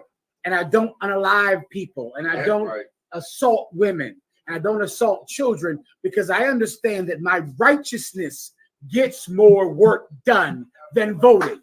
That's right. I understand that. You good? Got this up. Camera. Damn. Another one. Oh, yeah. Oh, yeah. Are you? Got this up. Give him a hand. I'm trying to. There you go. Yes, sir. Well, Yatazak, you know, I spent my career studying folly and the reason thereof. I've studied why men make mistakes. I've studied that because I've served at the pleasure of Commanding General Yohana. And I've seen so many great men fall who were above me. Men like Rakar Shiar, men that you know him, men like Nate. Nate was above me in the truth. I was far below Nate, nasty Nate of the IUIC when I came into the school. He was in the school, but he was above me. And so many other men were above me, and I've watched them fall, all of them. And I began to study them years ago on how did they fall. Knock. What was his name? Rakar Shiar. I don't know. It's probably so long. That name is familiar, but it's so many of them. It's so many of them. I used to call them sir. I used to say sir to them. I'd move at their orders. Commander General Yohana was so far above me. I never even talked to him. There was a nation of men. It was Commander General Yohana up here out of New York. I was in Philly down here. I never talked to him, never spoke to him. I'd be afraid to talk to him. Lo and behold, everyone between me and Commander General Yohana fell. All of them. And now there's me. That's what happened. So I began to just research and try to understand how did so many men fall. When I revered them, I looked up to them. And I began to research it up and research men, folly, and the reason thereof. That's a biblical phrase, all right? And I learned about a thing. This is one thing I learned, which you should learn if you want to be an officer in the UPK. You have to figure out, are you an asshole? Assholes don't last long in here. You can't be an asshole with the children. They around? I'm good, sir. I'm good, sir. Okay, still out there. They are. This how y'all talk to them in the house anyway. What difference? Why stop now? You're an asshole. That's not the first time we heard that. Okay, let me give you a proper way to say it. You are a pocket tyrant. In my research, I began to realize that the men above me, in between myself and Commanding General Yohana, they were pocket tyrants. Look up what a tyrant is. A tyrant is a evil man who just wants power and control, and you have to do what he tells you to do, and whoever doesn't obey him is who he will destroy. Someone look up tyrant for me. I have tyrant. Go ahead. Whoever can hear it. The microphone. Let him take it as a microphone. The dictionary of tyrant, a cruel and oppressive ruler. That's all I need. A cruel and oppressive ruler. And Akim, religion, the belief in God, So many men who are cruel and oppressive will think they can do this job. They'll think that this is the job for them. So many preachers who really only become preachers so they can have sex with dumb women. That's who seeks this job.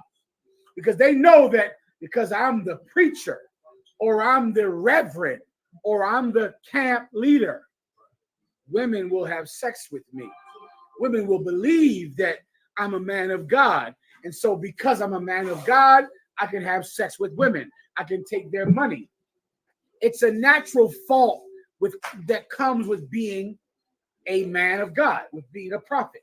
You will think that you are so important that everyone has to do what you have to tell them to do because you're so important. And there were so many men between me and Commanding General Yohana that were pocket tyrants. Men who thought they were important, but really they were small, tiny men. Don't be a pocket tyrant. Don't be an asshole. Now, I've studied this to the point that I've went to seminars and research and studied the definition of an asshole. I'm giving you a definition from psychology of an asshole. Are you ready for it? Someone who is a perfectionist with other people and not with themselves. That is an asshole. That is a pocket tyrant. Someone that tells you, you got to obey my orders, but they don't obey the orders of the men above them. He's an asshole. He's a pocket tyrant. Pocket tyrants also do that with their wives. You sisters, you might marry a man that says, I'm a man of God and a priest of God and a prophet of God. I can have more than one wife because the Bible says it.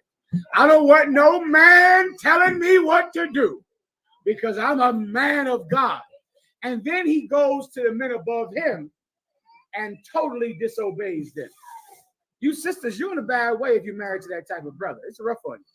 You better watch and get permission before you have sex in here because you might be married to an asshole.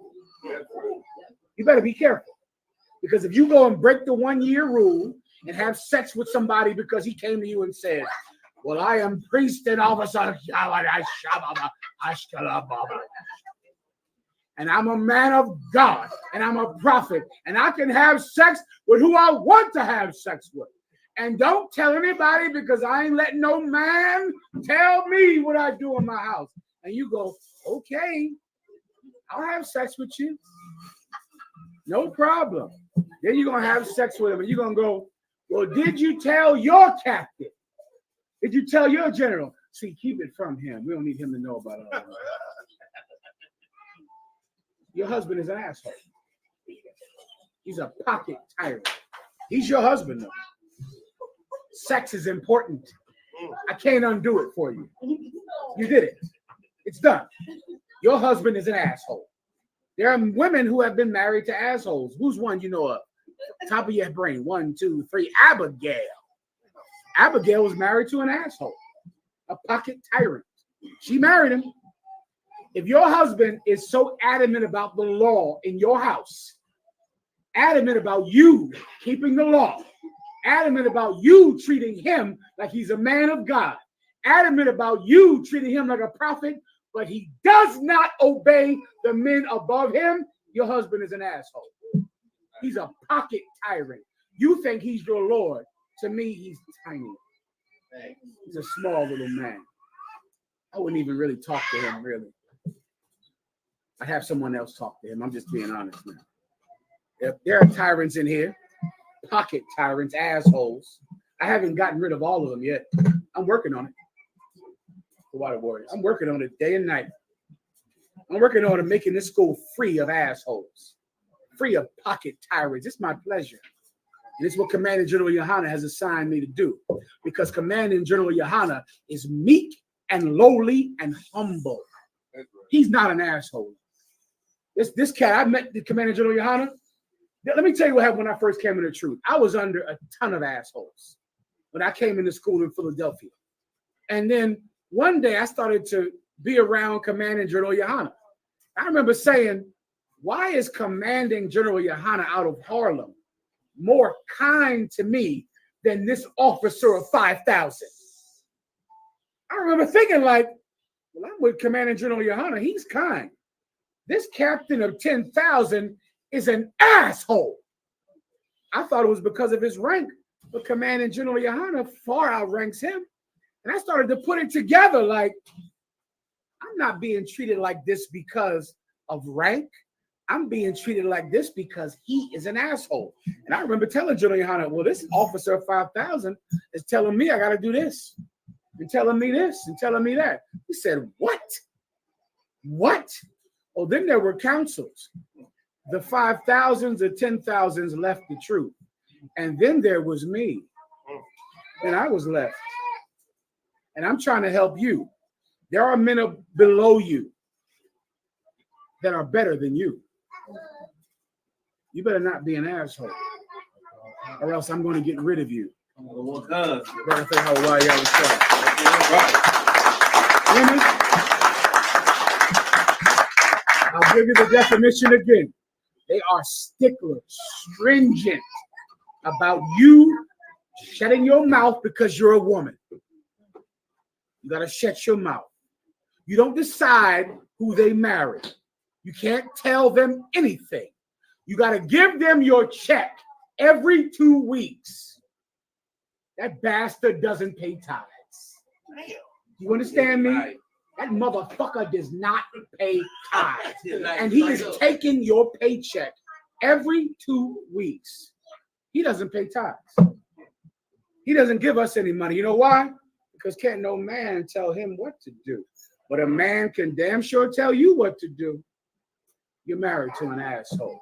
If you're a brother in the camp and this cat is so strict and he's hard on you about everything, when he never reports, he never calls in, he never obeys the men above him, why in the F should you obey him? Take him to counsel. Go above his head.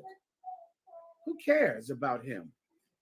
You think he's something because he's some 10,000 in Killeen, Texas, in Austin, Texas, in San Antonio, in Cockamalacca, Louisiana? I never even heard of these fucking places. You think some captain above you is something? You think I think he's something? Are you joking? Are you out of your effing mind? I go to school in Harlem, Mark. You understand me? I learned in Harlem, New York. Some pissant officer of 5,000 you have in Jamaica, in Trinidad, I wouldn't even talk to him.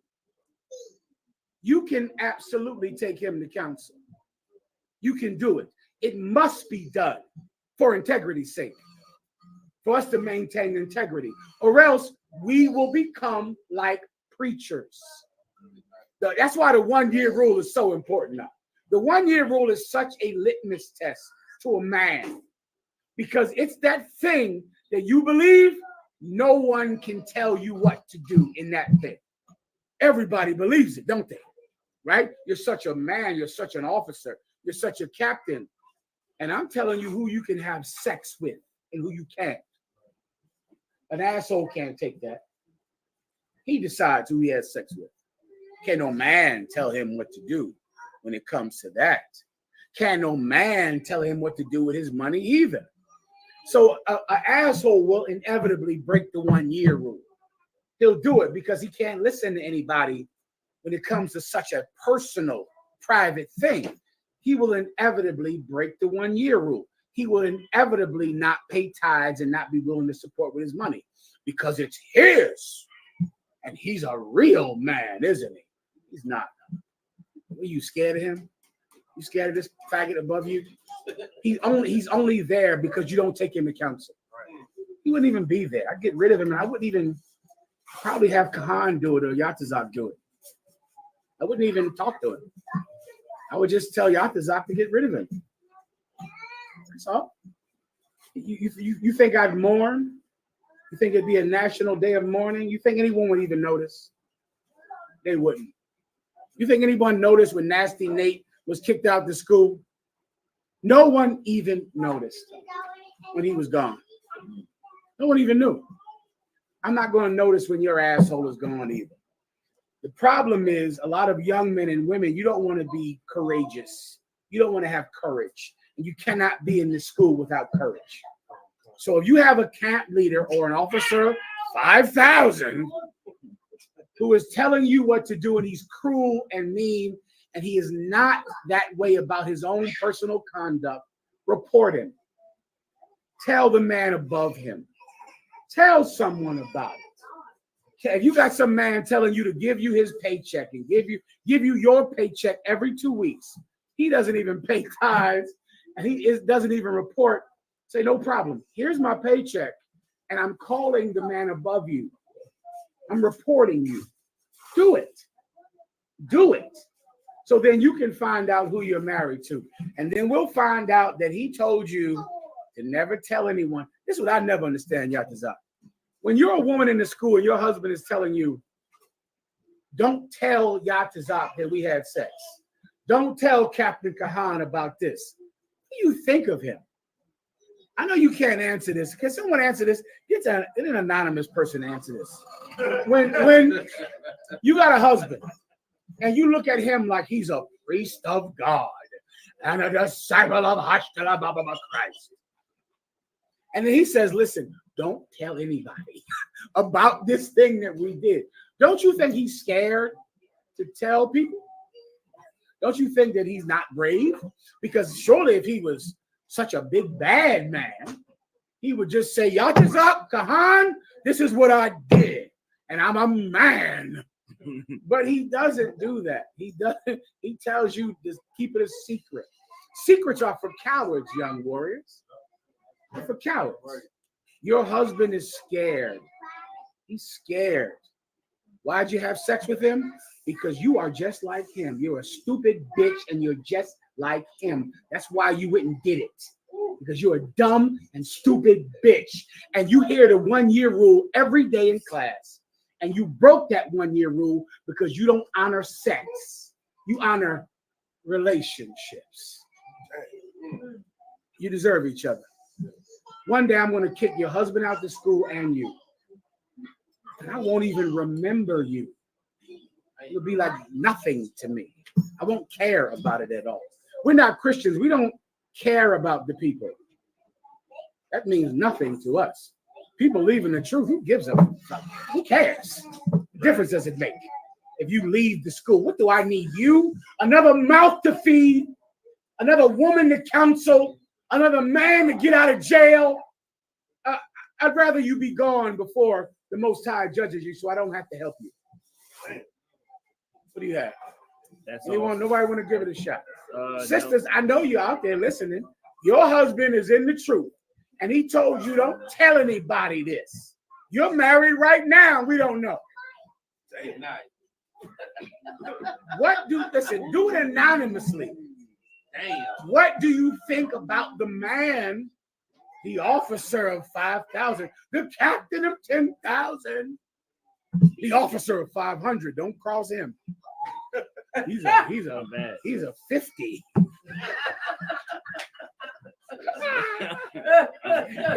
50. What do you think when he tells? Because I think sisters, I think brothers need this. Because I don't think they know what women think. Because they go to a woman and they say, listen, let's keep this between us. They can't know. I'm a man. This is my house. I don't think they know you don't know what they think. Give her the microphone. You don't know what women think. Give both of them the microphone. Give them the camera too.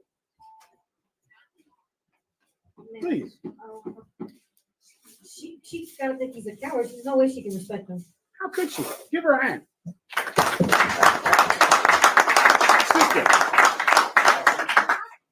She's gonna think he's weird. Yeah, weird is a good word. I like weird. You like weird? Yeah, wait, elaborate on weird. Go ahead. You move like to stay out of sight. You have your own, like per se, your own domain. Give me your own what? Excuse me? You said your own what? Your own domain. You try to move in your own space. When you agree to this authority over you, you're still trying to prove it in your own state on your own. So it's just weird. You're contradicting what Yo, Desire, see, Joe, who is this right here? What's your name, sis? Say again. Chantalia. Well, I'll be give him the camera. Well, I'll be there. Put the camera on this cat right here. That's your friend? Well, good job, bro. I see something in you. I see something in you. Yes. That well done, warrior. What's your name again? Officer Barakia. Officer Barakia. Well done, brother. Well done. Correct, sister. I see you've been raised well. I see. She's correct because it's like, you know, really this world he's making is a private world with just you and him. You thought you were coming into the body of Christ, but you're not. This is like a private thing that he made, and you didn't know that, but you were stupid enough to have sex without the rules. Give her the camera again. You correct, warrior. Give him. Please. You don't think that your husband is one of the 400 that went against Ezekiel? Give her a hand. Well, are you married? Who's your husband? Where put him out? Give him a hand. Ain't that something? Well done, warrior. Well done. It's like, damn, you came into the truth. You didn't think you were understanding the Bible with some private interpretation, with some private thing he made. You saw the UPK, you go online, you watch the videos, and you think, I'm getting a one West man. Wait a minute, but I broke the rules and I got some private thing that is really just him. And it can come upon you too late if you don't have watch over your body. It can be too late. But the sisters are saying Karab's wife, and what's your name again? Barakia's wife. Well done, well said, sister. Well said. Listen, that's what this is about. I don't want you to spend the rest of your life serving a pocket tyrant, because this is what you're going to do. If you have a husband like this, would you say, Dr. Zach, 7 out of 10, 8 out of 10? 8 out of 10 of you are going to just leave the truth. That's what happens. Because you know you can't have sex with anyone else. So in essence, you'll be waiting for either him to leave the truth so you can marry someone else, or you will leave the truth. So you should not break the 1 year rule. You should keep the rules, because if not, 8 out of 10 women, in my estimation, going back into the world just to be the old slut you were before. You understand? Do not be a pocket tyrant. If you want to be hard on anybody, be hard on yourself. That's right. That's how you stop it. Be hard on yourself. Let's say, you know what? Instead, if I'm going home to say, woman, give me all your money every 2 weeks. Do what I tell you to do. Always obey me. And as you think that, say, am I right with Kahan? Am I right with Yatazak? And if you're not, why be hard on her? Why don't you just give her a break, since you give yourself a break? If you can't do these things, then you're an asshole, a pocket tyrant. And I'm looking for you. And I get such pleasure. I get more pleasure when I kick you out of school than I do when I give you your Hebrew name. You got to remember that. I'm just telling you blunt, honest truth. I give out Hebrew names every day. I bring people to the truth every day. I don't receive as much joy out of it as I do with kicking someone out of school. And that's just true. And we all have our burdens to bear. Who am I giving it to? With that, go ahead, break it down. Pastor Fago, imagine, for me to stand, give one courtesy salute to the general, men of Israel, Amadim Shabbat, Amadim Barak, Yahweh Shem Yahushua Yahweh Shem Yahushua Brakatham. Yahweh Matah, Saw, turn face the sister, give a courtesy salute to the sister, men of Israel, Amadim Shabbat, Amadim Barak, Yahweh Shem Yahushua.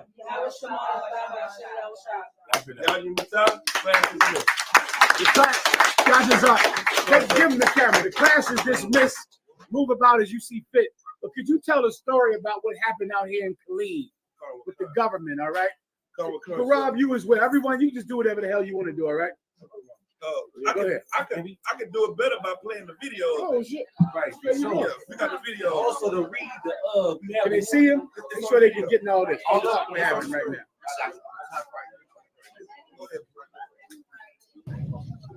I'm here tonight. Total dismayed by my city. This is not an easy topic. No, I'm playing Warrior. I appreciate you. Let me explain what's happening. So, if I could, we had a Edomite that came to court and said we were hate group, and he told the city council that we must be watched, and we need to be on some type of watch list with the government. So this is a video of him in city council.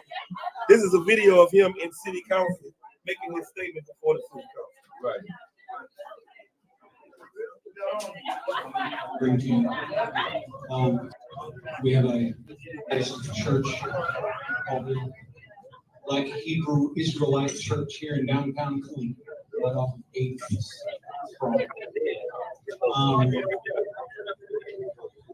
They haven't done any violence here, but they have done violence in other states such as Florida, Georgia, Mississippi. It gets louder later. Louisiana. And we have it here in our city now.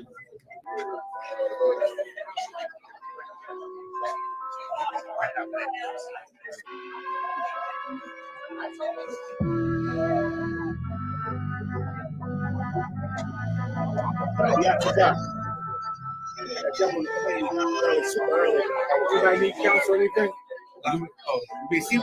So did you feel any prejudice when you came over? No, I didn't, and I don't mind saying one of the guys down here at the shelter where I also am, he was making some slang about that, which I even told him, I said, man, those dudes aren't. Well, I'm not talking. Okay, we're not fucking prejudiced, man. Now, why did you say we're not prejudiced?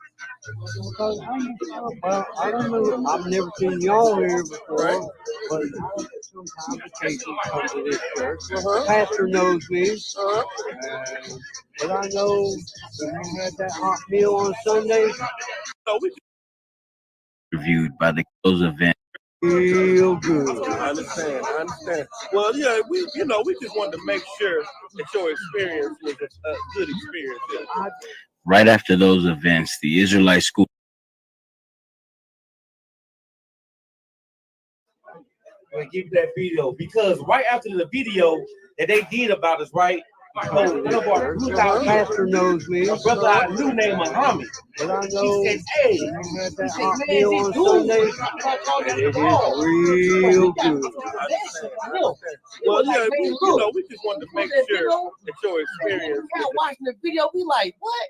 He said that, no sweat. Now, this was, they got lucky because it was around the end of December, around that break.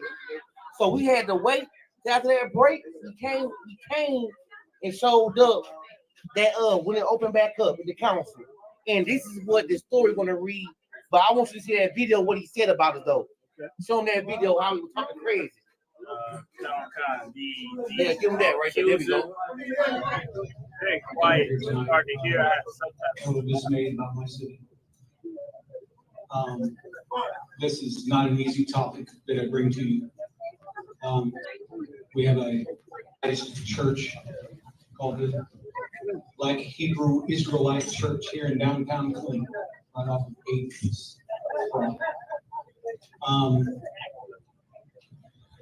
They haven't done any violence here, but they have done violence in other states such as Florida, Georgia, Mississippi, Louisiana, and we have it here in our city now. So stop it right there.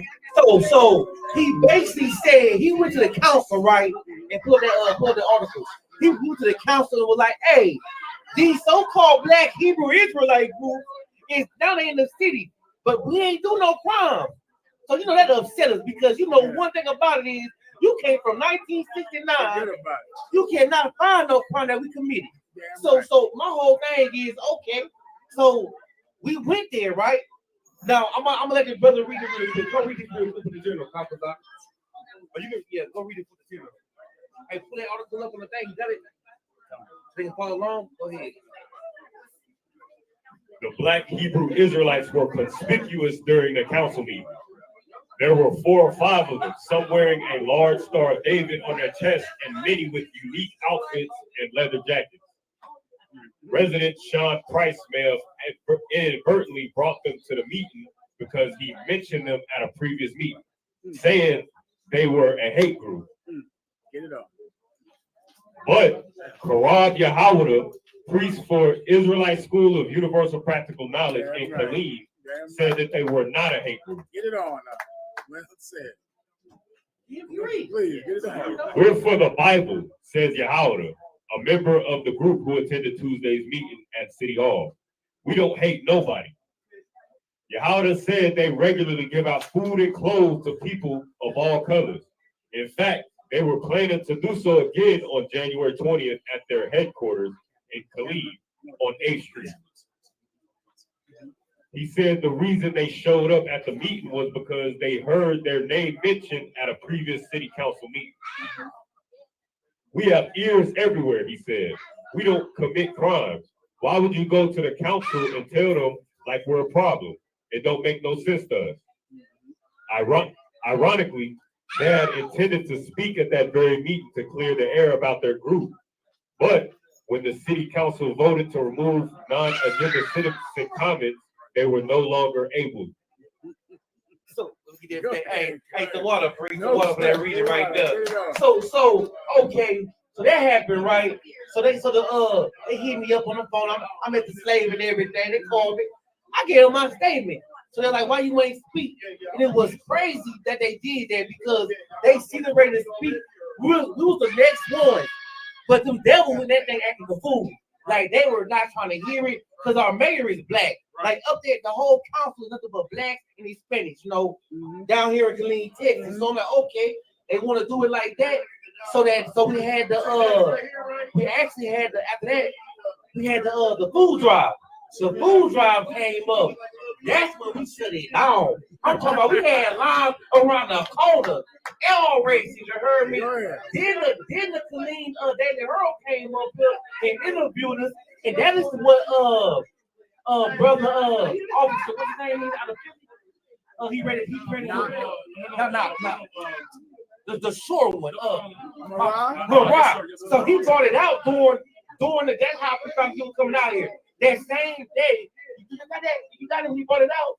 Or you got that article? Yeah, so basically he brought that article out, right? He was like, hey, Killeen did this. And he read about it. He read it. That was that's when we found out General Commander Hunter was like, we go to the Killeen, Texas. I was like, yeah, I was drunk, that Killeen, hey man, that Killeen was crazy. I was like, yeah. But so we did that. Shut them up. Then the sister came that did it the way she expressed her words. We still gotta go ahead and give it and take care of that for that sister. I want to hear that again. You got that? You can pull it up real quick. Yeah, please, man. Listen. I ain't wraps around the block for hot chili. I ain't wraps around the Killeen Herald. Go ahead and read. Line wraps around the block for hot chili and warm clothes. The Israelite School of Universal Practical Knowledge hosted a clothing and food giveaway in downtown Killeen on Saturday for all to come and grab something they need. The event took place at the group's main building, 815 North 8th Street in Killeen. This is one of our first years doing this event in Killeen, said Yatazak Yahawada, the group's regional captain. We did it for the first time around 2 months ago, but we did this all over the state of Texas and all over the United States since 1969. Yeah. So I would just say it like this, man. Ever since then, we've been going strong at the politics with the politicians. That's what I like to say. You heard me? Because that's what we doing. So we out there every Tuesday. That's when they have at 5 o'clock, like for like a whole 4 months straight. Like we was even doing either brotherhood classes later, are not doing them due to the simple fact we had to show face so they can understand who we are. So we begin to involve the community. My brother right now, IBR, he's an amazing event setup. Let me tell y'all something. Get that brother hand. Listen real quick, sir. This brother already got us set up to where we logging in community hours to get off of the Southern Poverty list, man. Right now, we dealing with the politics, got numbers on deck.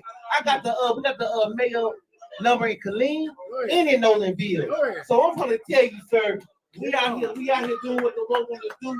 Politics with the politicians, man. That's our motto out here, man.